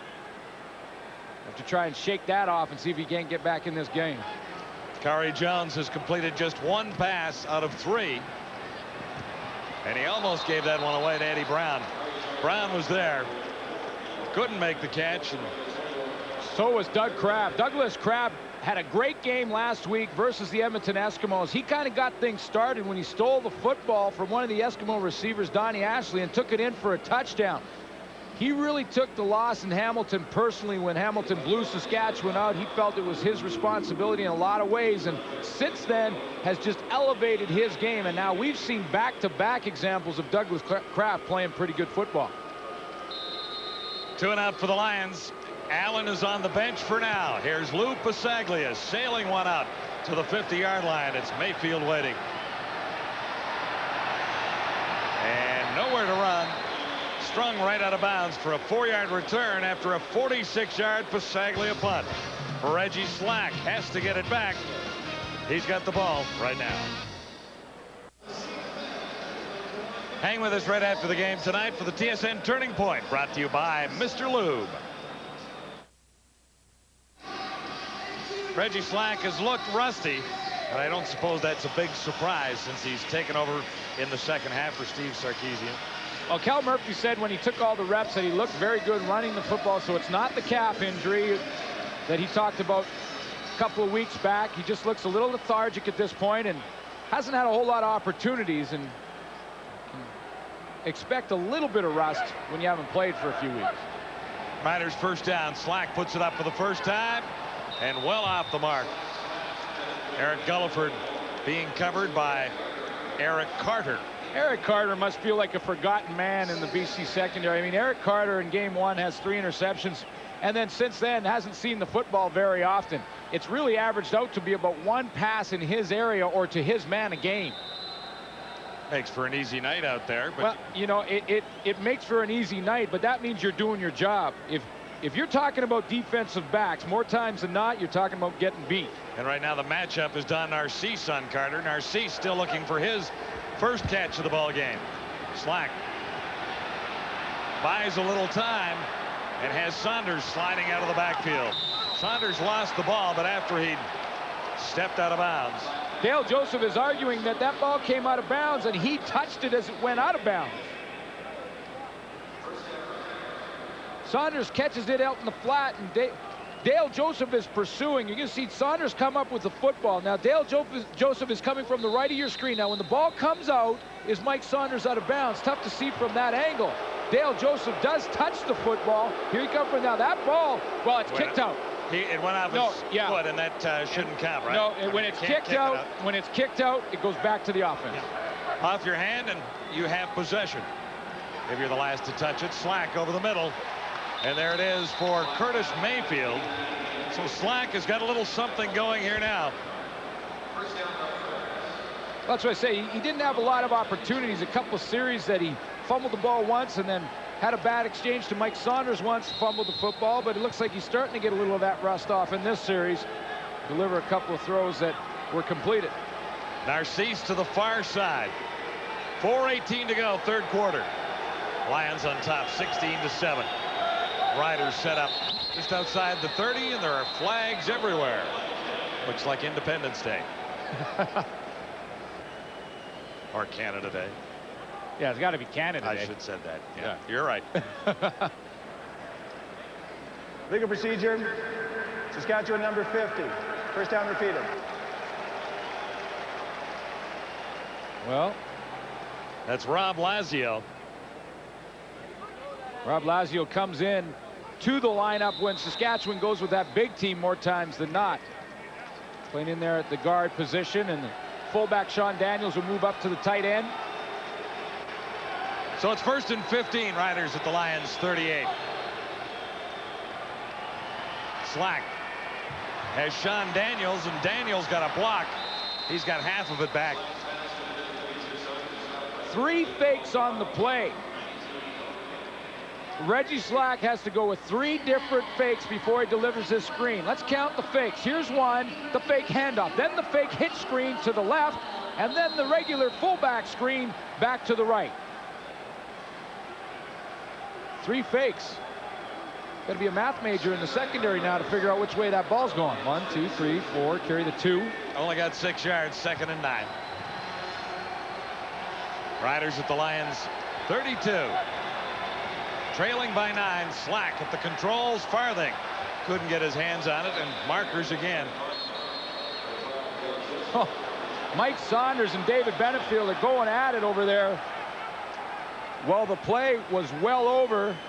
The holding call is going to go against Saskatchewan. Whether or not there's a penalty for Benefield and Mike Saunders and little fisticuffs afterwards remains to be seen. I don't. And now they'll tell each other how they dominated the fight. Wasn't really much of a no. Holding. Saskatchewan number 50. Second down repeated. Back-to-back calls for Rob Lazio getting a chance to play.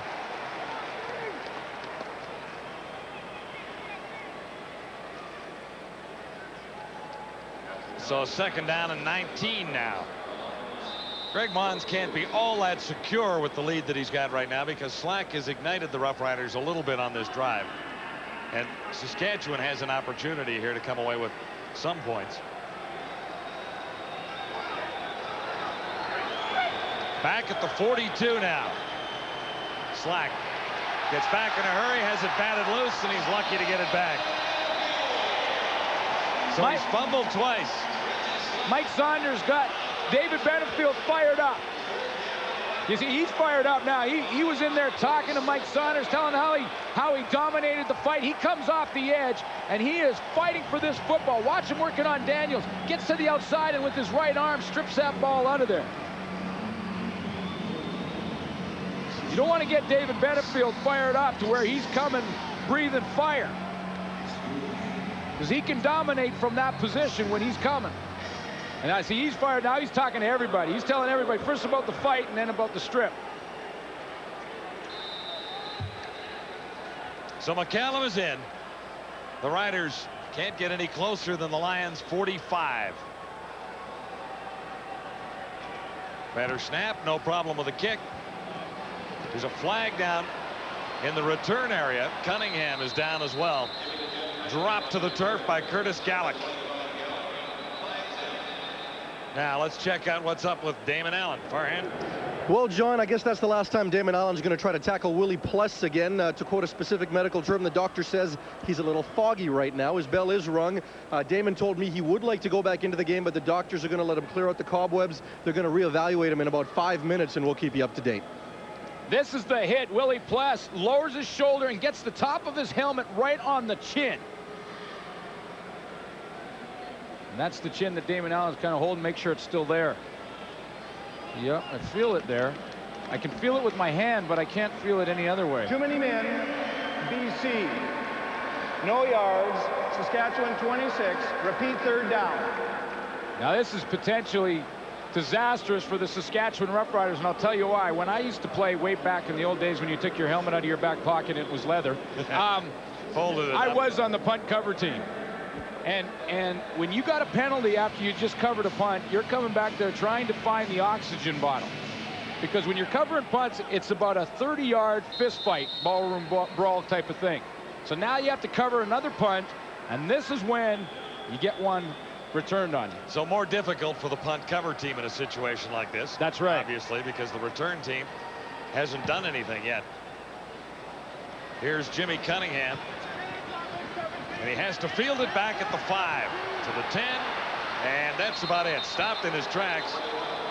Nice tackle by Tunkara along with Mike Moyer. So back to the backup. It's Khari Jones. Career numbers here. A couple of interceptions. Still waiting to throw his first CFL touchdown. Yeah, Khari Jones really had to come in and win the backup role in BC in training camp because of all the fanfare and everyone talking about the signing of Todd Marinovich, of course, former Raider.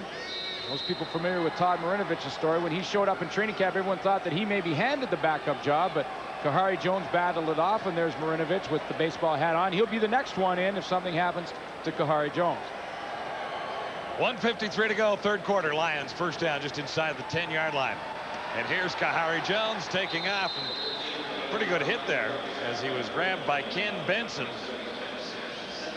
You know, and John, things like the decision that Khari Jones just made here, that's why he won the second job. He's been in the organization for a few years now. He understands his limitations as a quarterback, and that was a good decision to just put it under his arm and take what you can. Don't try and force it.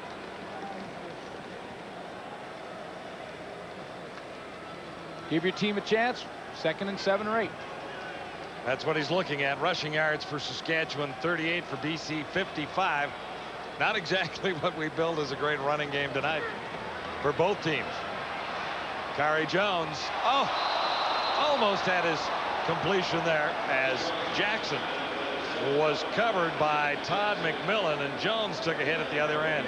Well, he took a hit because he couldn't find anyone open initially. He took a hit at the end of the play as he was trying to wait for Alfred Jackson to open up. Here's the hit that Khari Jones is going to take. You see his feet moving around there. Colin Scribner drives him into the turf, but Alfred Jackson has had a couple of these. I'm thinking back to, I think it was the second quarter. Alfred Jackson straight down the sideline, had Douglas Kraft beat. Kraft kind of waved his hand in front of him. He dropped that one. That time, it was Todd McMillan waving his hand, and he dropped another one. High kick coming down for Mayfield. And the Riders are winning the little battle of field position here. They'll begin at the 54-yard line after an 8-yard return and a 49-yard punt. Here's a guy I like to watch play the game. Dave Chaters in his 100th CFL game tonight. So there's Noah Cantor. Chaters is 74. There he is. Well, Noah Cantor what he'll do is rotate in. Dave Chaters playing in his 100th game, all full speed. 60 minutes, 100 games times 60 minutes, all with the throttle buried. Dave Chaters gets a blow on this one. Noah Cantor rotates into the lineup, but he'll be back. Mike Saunders, nice hole opens up for Saunders, and he turns it into a real nice gain. 15 yards for Saunders, and the Riders have a few things going here with Reggie at the controls for now. Sometimes you get the block that'll spring you. Sometimes it's the running back that has to make a guy miss. Pretty good blocking at the point of attack by the Saskatchewan left side, Gene McCoskey and John Terry. Gave Mike Saunders a nice bubble to that side of the field, and he took advantage of it. This should be the last play of the third quarter. It's still close, 16-7. Lions on top of the Roughriders. Saskatchewan with opportunities here. Slack on the option, and he only got about a yard. Wrapped up from behind by Herman Smith. So there's 1 quarter to go at the stadium at BC Place. Right now, it's BC by 9.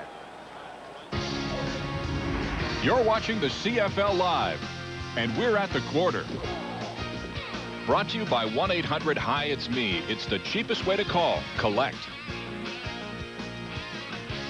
Welcome back to TSN Football Control. So both quarterbacks who started this game now on the sidelines. Let us start with the BC Lions. With Damon Allen out, Mr. Quarterback, what do you do to make things easier for Khari Jones and protect the lead? Well, BC Lions find themselves in the same situation as most teams across the league. They have a young quarterback behind the center. What do? Simplify the game plan, eliminate. All that vertical stuff out the window, put the onus on his teammates to help him out. Hey, and Todd Marinovich is only 1 play away from being in the ball game too, James. Kind of a similar situation for Saskatchewan, but different in the fact that it's a veteran quarterback, but a quarterback who's apparently a little bit rusty. How do you make things easier for Reggie Slack, Chris? Well, he is a little bit rusty. I mean, there's been some positives and negatives. Let's look at a positive play right here first. The fact is, Reggie Slack had a nice opportunity to complete a pass. Look at how quickly play-action pass, sets fast, releases the ball, steps up into the pocket. All those 3 techniques came together within a short period of time. But still, he has to protect the football. The quarterback has to have that mental idea in his head. 1,001, by the time he gets to 4, it's time to get rid of it, and you can't fumble it. He's had 3 situations where he's laid the ball on the turf. You can't do that. Game plans have to change as we head to the 4th quarter. We'll see who does the best adjustment. Now, one other game already done, as we told you about a little bit earlier. Calgary kills Winnipeg 36-11. The Stamps improved to 6-2. Mike McCoy now 3-0 as a starter. We're ready for the final quarter at BC Place. The Roughriders are hanging in. Reggie Slack has replaced Steve Sarkisian, rather. And the stats through 3. Still very low numbers in the rushing game, and that's been a surprise. Credit to the defenses on both teams. They've obviously done their homework, and they're doing a good job of shutting down the run. But I think in the case of Robert Drummond, the BC Lions, he hasn't seen the ball as many times as he has in the past, and same goes for Mike Saunders in a lot of ways. Last week, of course, he had 27 carries in the football game. Don Narcisse has not made a catch so far tonight. He's playing in his 206th CFL game, and he hasn't missed making a catch in the previous 205. So we'll follow that story too. Here's Slack, and almost picked off. Yes, it is. Lions have another one. Grabbed by Raphael Robinson.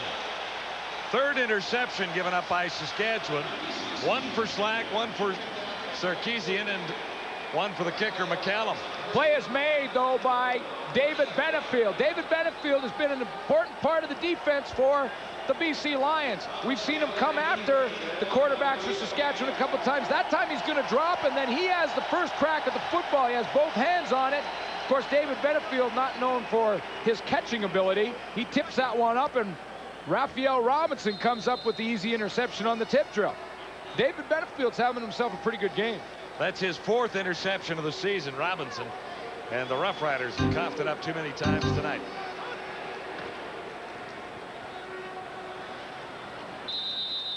Lions will keep it on the ground with Robert Drummond. We talked about the importance of Raphael Robinson. You see he's got the plays on his right hand there. He calls all the defenses, looks to the sideline. Been really the most aggressive player in the secondary. And I asked Greg Mons what he thought about the best safety in the run-stopping ability, because Roger Harper came in with the reputation as a big hitter. He said Roger Harper's doing a pretty nice job, still learning the game, but I tell you what, Raphael Robinson is dominating. On 2nd down, Kahari Jones decides he'll take off. He'll get the first away from Willie Pless. And finally dropped by Glenn Rogers Jr. You know what? Kahari Jones learned something from when he saw Damon Allen get hit in the chin. He took off running. Watch what Kahari Jones will see. Well, he's going to take off running to his left. You see him here. He's going to run out to his left. And what's he see now? Let's see 39 drop there. Now 39 is going to come down. Here comes Willie Pless. Now Kahari Jones sees Willie Pless, says, whoa, I got to get out of here. I'd rather someone else hit me than number 39. Lions drive continues. Well, not for a moment at least. Whistle down before the play could be officially into the books. Time count violation, BC number 13. First down repeated. That's to be expected from a quarterback who hasn't taken any reps in the live football action. Takes a little bit longer to get the play called, get up on the line of scrimmage, and possibly call an audible once you're up there. So audible meaning changing the play. So Kahari Jones looks at 1st and 15 for the first time. And his options a little less in a situation like this as well. 3 receivers far side. Jones, a little jump pass. He has Drummond. And Drummond bulls his way back to the original line of scrimmage. You know, you talk about the running game or the lack of it in this game. It was a very hot day here in Vancouver. And when it gets hot, this dome becomes an oven. Yeah, it's sweaty in here tonight, isn't it? It's sticky. It's sticky, and there's not a lot of air, and it's very tough for those offensive linemen. Those guys will lose 10 to 15 pounds in a hot day in the dome here in BC Place, and they're just not firing off on both sidelines. Both offensive lines just haven't had a very dominant game, and it's pretty hot in here, and that may be one of the reasons. 2nd and 11. Jones goes long. He has Jimmy the Jet Cunningham. Big first down. Lions are on a roll. Down to the 40-yard line. He was only looking for Jimmy the Jet. It took a little time to get there, but he got his man. Yeah, he had to wait for Jimmy the Jet to get to the corner. Takes a little bit longer. Kahari Jones knew the blitz was coming. Saskatchewan didn't hide it, but he had to wait for Jimmy the Jet to get out there. So he held on to the ball just long enough. Didn't get a whole lot on it, but he did what he had to come up with the first down. 25 yards, his biggest play of the season. Jones hooking up with Cunningham. Cunningham, of course, had a touchdown against the BC Lions. And these two teams met earlier in the season. Jones will take off. Now looks to throw. Now decides to run again. He's got about 4. Talking about David Benefield having a good game defensively with the BC Lions. Willie Pless is having a tremendous game for the Saskatchewan Roughriders. He's been involved both rushing the passer. He's been involved tipping a couple of footballs. We saw the hit he put on Damon Allen, which has Damon Allen sitting on the bench right now. Tell you what, when you win the outstanding defensive player in the league 5 times, you're on your way to the Hall of Fame as well. Yeah, I don't think it'll take long to get Willie in. No, you might as well hang him up.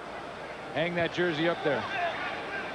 And that tells the story right there. Rushing yards average and way below that here tonight.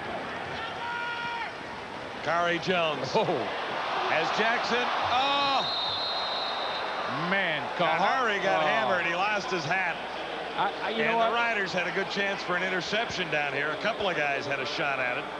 But Scribner threw. I got to tell you something. You know, quarterbacks often take a lot of heat in the media and from the fans, but if you think it's easy to play quarterback, watch this. Look at that. I mean, that kind of hit takes years off your life.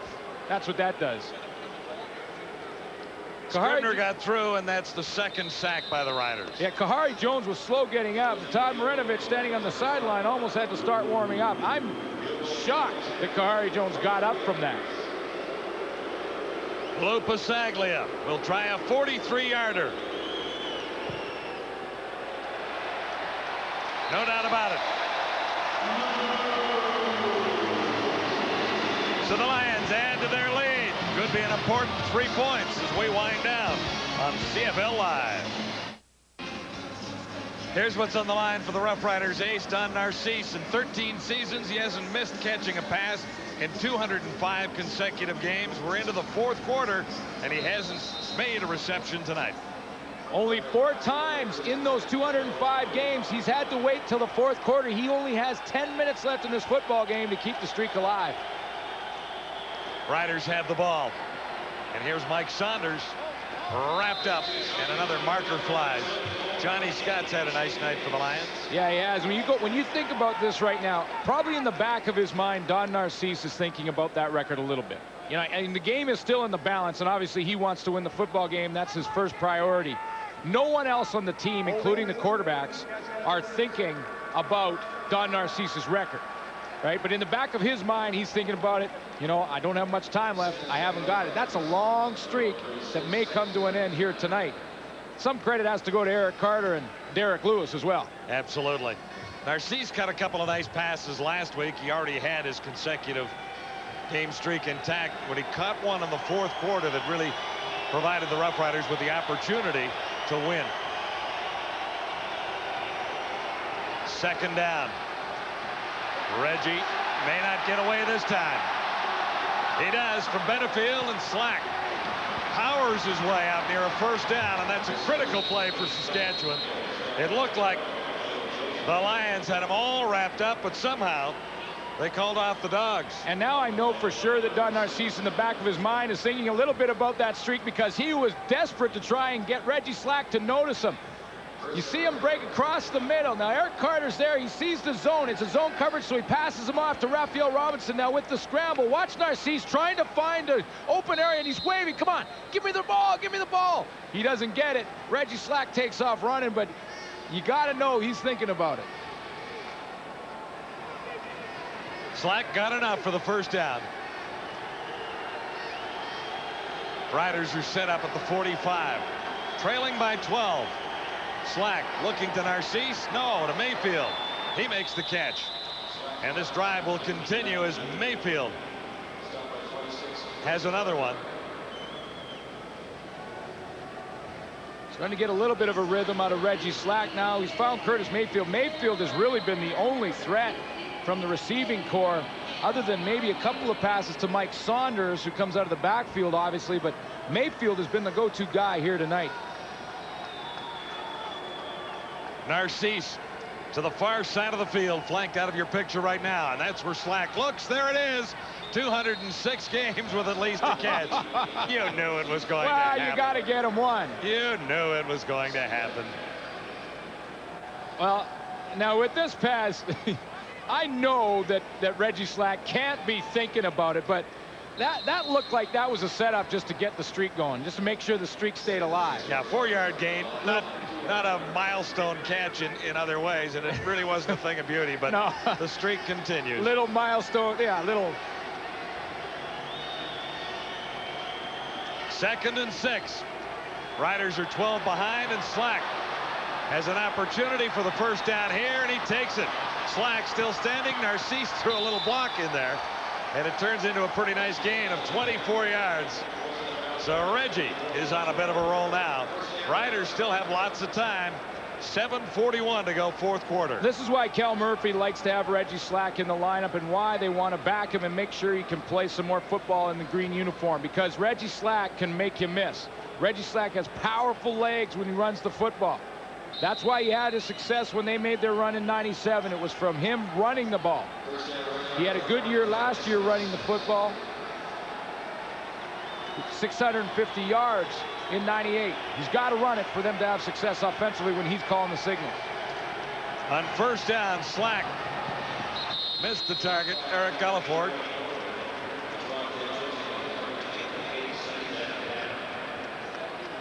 Boy, he wants to win this thing, doesn't he? Well, yeah, I mean, you know, it does so much for his confidence. It does a lot for the rest of the team and how they will look at Reggie Slack as one of the leaders. If he can come in and fight through this whole thing and all the stuff that's gone on over the last 3 weeks away from the field of play, this is probably, in his mind, one of the most important football games he's played in. Riders have an opportunity to make it a big finish here at BC Place. Second down, and there's another first down, Saskatchewan inside the 15-yard line. Mike Saunders from Reggie Slack. Keith Franklin was caught between a rock and a hard place here because he had to stop and look at Sean Daniels, who was in front of him, and then he had to break back to Mike Saunders. He had to make a choice, and generally speaking, a veteran's going to take the deeper of the two, and that was Saunders. Franklin chose the shorter pattern, which was Sean Daniels, and he was wrong. 12 yards for Saunders. Riders are at the Lions 14. Slack goes to the corner. Batted away. Intended for Mayfield. But there's a marker down on the coverage by Eric Carter. And you're shrugging your shoulders. You didn't see interference? I did not see any interference when I watched it live. And I mean, I didn't see a penalty at all. Now the flag is down near Carter. Yeah, we'll have to wait. Now, I mean, so that's why we're suggesting that that might be the story. The replay just went up on the big screen here, and that's why you're hearing the boos. And that's why Eric Carter's throwing up his hands. He checked out the replay on the screen. He knows he was in perfect coverage. I didn't see any interference. Illegal contact on an eligible receiver. BC number 2. First down. Well, they're calling Carter. And he was covering in the end zone. Greg Mons calling upstairs to see what they saw in the spotter's booth.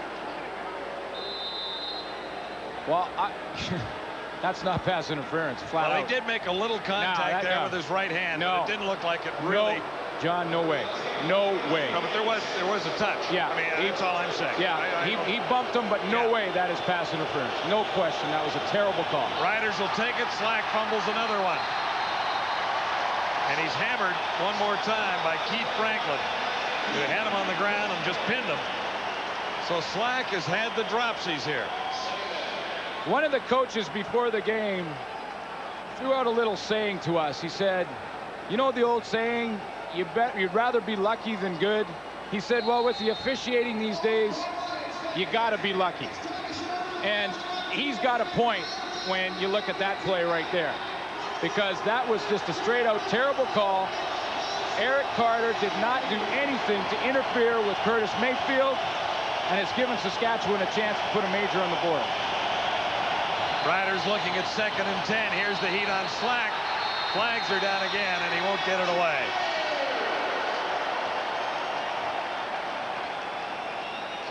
Flag is down in the BC secondary, but it could be almost anything down there. Time count violation. Saskatchewan 17. Well, it hasn't been a breeze for Reggie this comeback night, has it? Well, he's battling through it. He's had some mistakes, but he's hanging in there, and he's got another crack at it. It's going to be a long shot. It's second in a whole bunch. 21 to be exact. That's what the Riders need for a first down. They're in field goal range for McCallum already. But they trail by 12, and 7 points here would really make it an interesting finish. Slack, the heat's coming. Now it opens up for Reggie Slack, and it's wide open. He has a chance to hit the corner. Reggie Slack has the touchdown. 21 yards on 2nd and 21, just what he needed. He's battling back. One mistake, then comes up with a play. Got the time count violation, comes up with a big play. When you're blitzing defensively and you're sending everybody and you're committing, everybody on the line of scrimmage is coming for the BC Lions. You can't give them any lanes. You got to take care of all your gaps when you're rushing the quarterback. If you don't, if you leave one lane open, you're dead, because all the secondary has got their back turned. They're all in man-to-man coverage. They can't see Reggie Slack run. If you blitz everybody like that and you leave a lane, you're going to get burned. So Slack has a 21-yard touchdown. The Riders have life, and there's lots of time left at BC play. It hasn't been easy, but Slack is back in the ballgame, trailing by just 5. Closed captioning of this program is brought to you by Gibson's finest 12-year-old Canadian whiskey.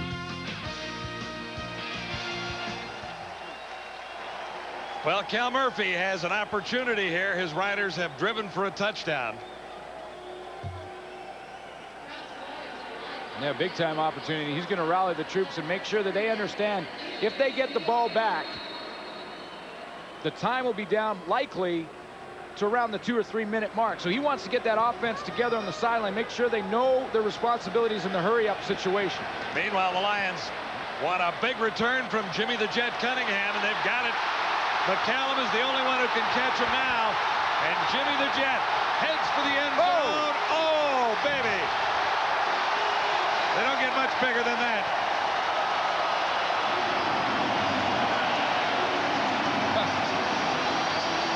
He flat out outran the angle from Douglas Kraft. That's speed. This is just natural speed from Jimmy the Jet. 98 yards. Back-to-back games for the Jet. Punt return touchdowns, and it couldn't happen at a better time for the BC Lions. Watch him outrun the angle at the end of the run. Here he bobs and weaves, beats Mark Tate. Now here comes the angle. I'm not talking about Paul McCallum. You think he's going to beat the kicker, but here comes Douglas Kraft, number 21. He had a great angle to catch him, and 21 disappears right there. Jimmy the Jet outran him.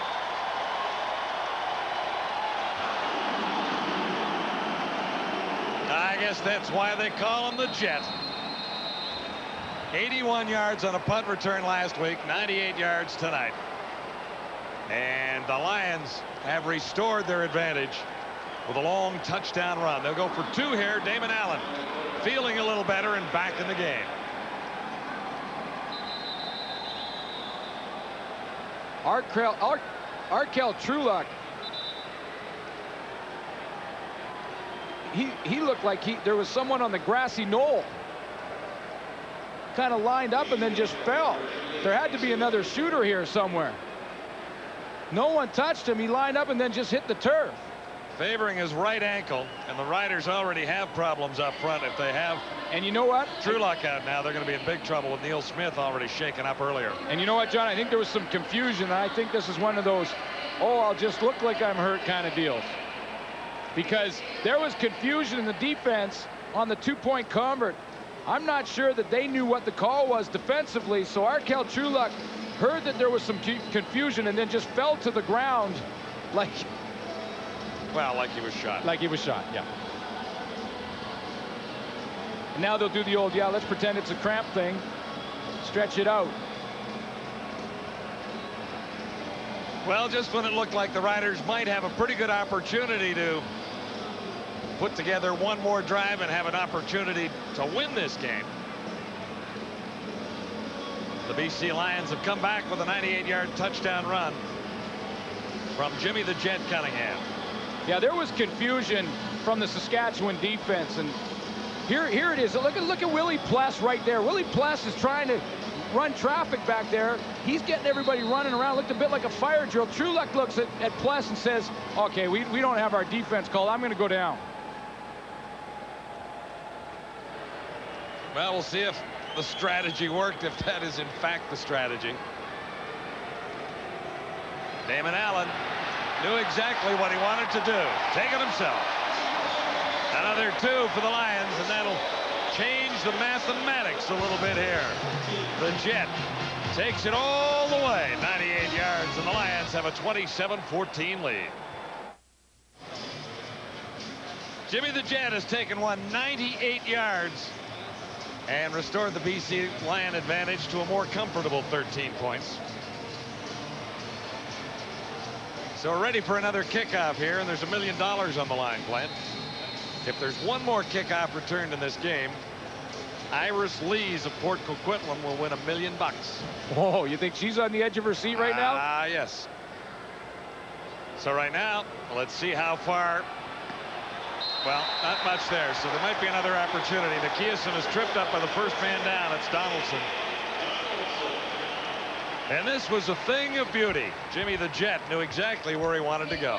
Well, he bobs and weaves through the initial wave, and then it's just straight out speed. And when you're carrying the football, it's tougher to get your speed up. And he outruns Paul McCallum's angle, then he outruns Douglas Kraft's angle, and never looks back.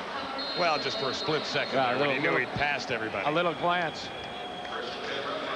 That's a little glance when you're running the football and you look back and you go, see ya, wouldn't want to be ya. How many times do you get to say that? Only me? Yeah. And not once. No. I heard other guys say it. Slack, and that wasn't a very effective play at all. On first down, Slack looked almost like he was in a shovel pass motion there, but it didn't click. Dave Chater's got his hand on the football, and Cal Murphy needs a couple miracles now. He's got 333 and he's looking at a couple of touchdowns to get back in this game. 13 points to be exact. 2 converted touchdowns wins it. Slack is hitting on 60% of his passes, but he really hasn't put many up yet. He has to now. And Farthing has his first catch of the game. Dan Farthing will have a first down. Benefield over to make the stop. And Dan Farthing has been so quiet this year, and it truly is amazing. Farthing last year had close to 1,000 yards, 772 yards receiving. I mean, versus Toronto, he really got things going in that win in Taylor Field with a touchdown reception early in the ball game. Last week in the win versus Edmonton, 4 for 52. Timeout at the stadium at BC Place. Cal Murphy and the Roughriders down by 13 to the BC Lions. Jimmy the Jet, 98 yards for the touchdown. He's done that before this season on a nice little punt return just a week ago. Yeah, this is when the Jet really took off. Running with authority, like we remember when he was a member of the Toronto Argonauts a couple years back, and now he's on a roll. And when he starts doing things like that, if you're blocking for the Jet on punt returns, you get that little bit more confidence. You know that he can break it on any play. You hold your block just a little bit longer. Yeah, just so there's no problems out there at the Lee's residence in Port Coquitlam. That was a replay from last week. That's right. So that's not $1 million worth. That's not $1 million, but there's still opportunities. On a kickoff, though.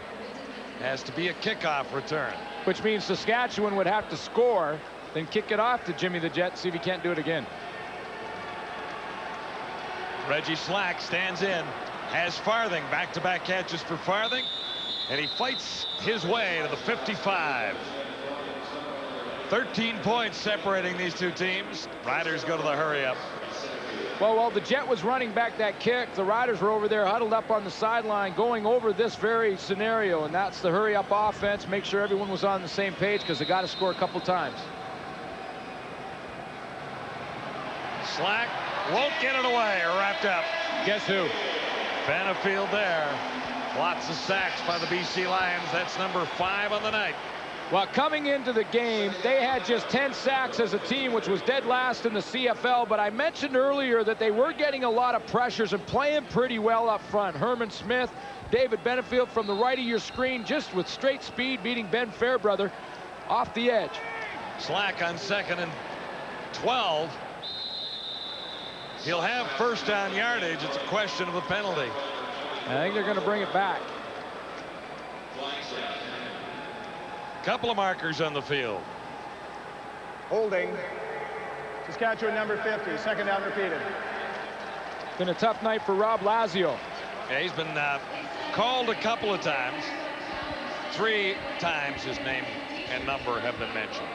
For the wrong reasons. Yeah. Yeah.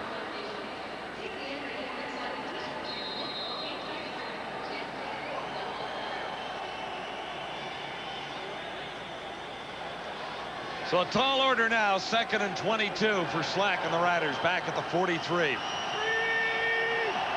as Curtis Mayfield. Mayfield needs a block, maybe just speed. Here's Mayfield inside the 40, down to the 30-yard line, and finally a rollout. Well, that's a huge play. We talked about Curtis Mayfield being the #1 guy in the offense tonight. Curtis Mayfield comes up with a big one. He gives his team a chance. They don't convert this first down, you can pretty much wave the white flag and that's it. But Mayfield gives him a chance with a big first down, and he does it after he catches the football.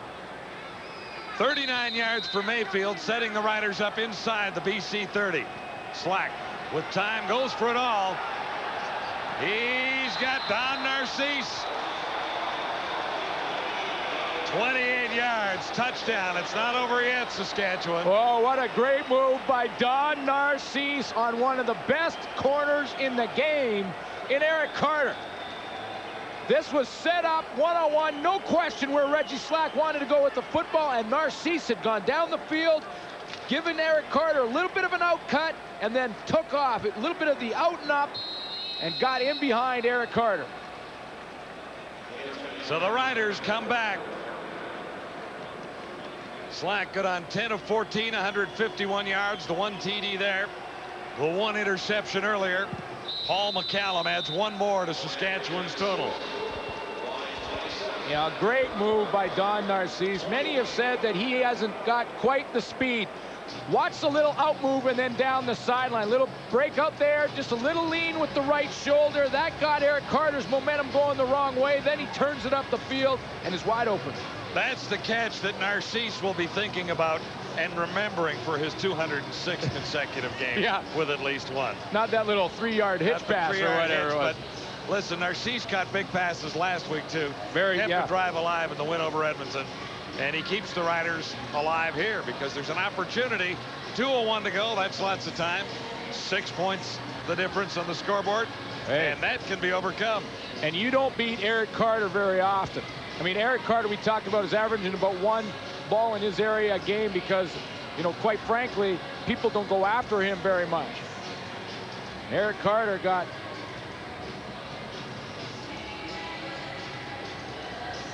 well, it was pretty quick. 7 plays, 79 yards in a minute 55. Narcisse got it done. Mayfield set it up.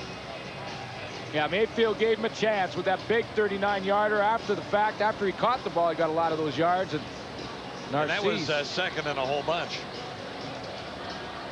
Narcisse undresses Eric Carter a little bit. Well, here you go, Iris Lees. If the Jet takes this one all the way back, we're coming for dinner. $1 million on the line for Iris Lees. If the Jet can carry it all the way back, and there's still maybe another opportunity, Iris.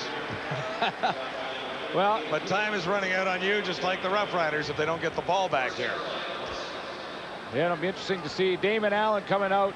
And you know that Greg Mons wants Damon Allen in the football game, if at all possible, in this kind of situation, because he needs a drive. He needs Robert Drummond back involved in the offense, and he needs to break down a minute 55, get into field goal range, kick it for the point spread just to make sure you nail the victory and get out of here with the win. Right now, it's a 6-point ball game, and it's up to Robert Drummond to run for the BC Lions. And there's a beauty. Robert Drummond finally stopped by Gallick. Big hole. Give credit to Big Dan Payne and Mo Elawanibi. They're right to the left. Look at that crackdown block. Rich Young gets blown out there, and then Corey Mantika gets a little kick-out block. Huge hole for Robert Drummond, and it's what we talked about. Keeping the ball on the ground. That's what they're going to want to do now. Fire off. Try and burn up the rest of the clock.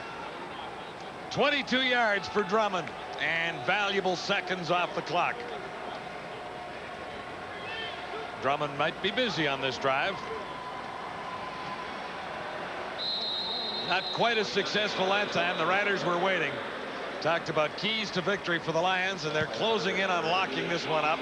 Here's what we thought they should have to do at the outset. Well, we always go with 3 keys, and here they are when we started the game. O-line consistency. Well, they got 101 yards rushing, but I would say that's kind of a marginal. I'm not going to give that one a tick. They did smother Saunders. Well, that's an ugly tick. And keep things simple. Well, If Jimmy the Jet Cunningham can run back punts like that, that's about as simple as it comes, and I think they've done that. Might have been your worst tick of all time. Yeah, that was a bad tick. Damon Allen took another pretty good hit going out of bounds, and there's a flag in the vicinity. 8 yards for Allen. 1:02 to go. You know, sometimes Damon Allen has been questioned about his desire to play the football game and his demeanor. Like, after that hit from Willie Pless that he took that put him out of the ball game, you would think he'd be a little gun shy of running the football, but Damon Allen is a winner.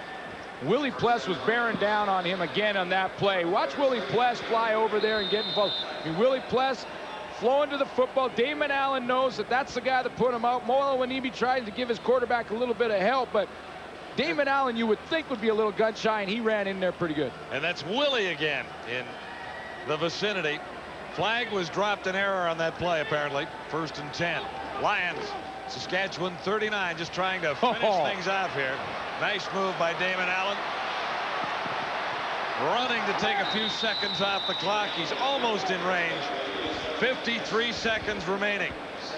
But it'll be second in a bunch for BC. Watch the move by Damon Allen. I mean, this is fun to watch. You can't coach this. Watch this little move. Little fake. Yeah, I'm going that way. No, I'm not. Arkel Chuluk bit. He is so fluent running with the football. Some guys run with power. You know, in a lot of ways, you know, he reminds me of a great hockey player. And I'm talking about Wayne Gretzky. People always said they could never really hit Wayne Gretzky. He's a little guy, but you couldn't hit him. But you can't get a hit on Damon Allen. It's a very similar situation. Alfred Jackson breaks one, and he'll be short of the first down with 25 seconds to go. Roughriders have run out of time here, it would appear. Well, this is a big field goal. I mean, they need to get this, and then 6-point game right now. Yeah. Add 3. Well, this field goal. And you got to score twice to beat me if you're the BC Lions. And you can't do it in 25 seconds. So this field goal really seals it for Greg Mons, and it really just takes away that one Hail Mary hope for the Saskatchewan Roughriders where you throw up and hope for a penalty. So that's what this one play will do. Nail it, Louie, and you've wrapped up a win, and you've ended the streak. And Cal, 2 straight losses at home. Cal Murphy trying to show Curtis Mayfield that he wants him to get down on one knee and give up that single as quickly as possible should Louis Pasaglia miss the field goal. Because then it's a 7-point game. That's right. But and a touchdown can tie it. We can go to overtime. That's right. It ties it and goes to overtime, so they can't lose the game. And the clock is more important to Cal Murphy now than that single point. So obviously he wants to get Curtis Mayfield, if it's missed, to go down on a knee quickly to give his team maybe 2-3 plays. You throw a couple of Hail Marys, you try and get one down there and see if you got a last chance to come back in this one.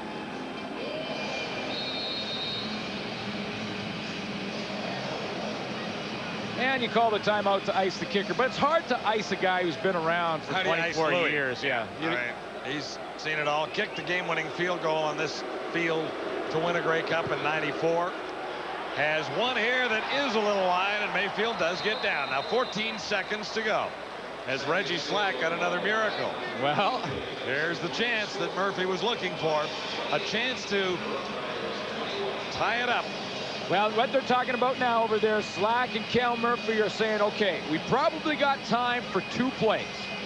But listen, if you drop back and you're in the pocket and things aren't developing, get rid of it so we don't lose valuable seconds off the clock. They're going to start with the football on the 35-yard line.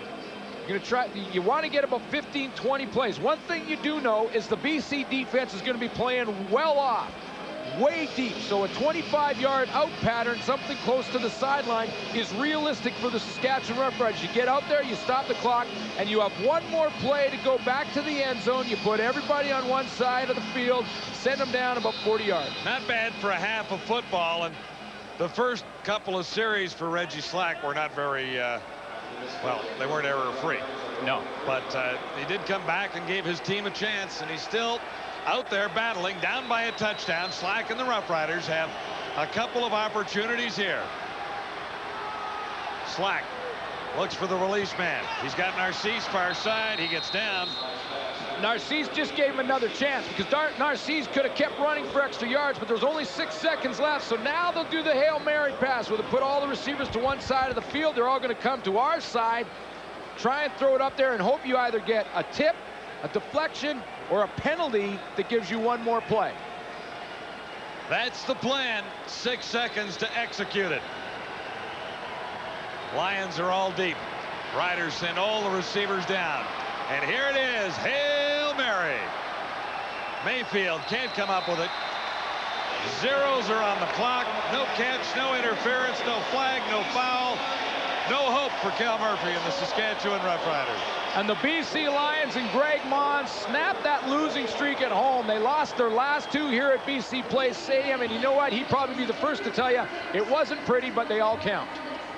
One play stood out above all the others, and it was the play that really won it for the BC Lions tonight. We got to give the Adidas game ball this evening to Jimmy Cunningham for that 98-yard kickoff return touchdown. It was a thing of beauty.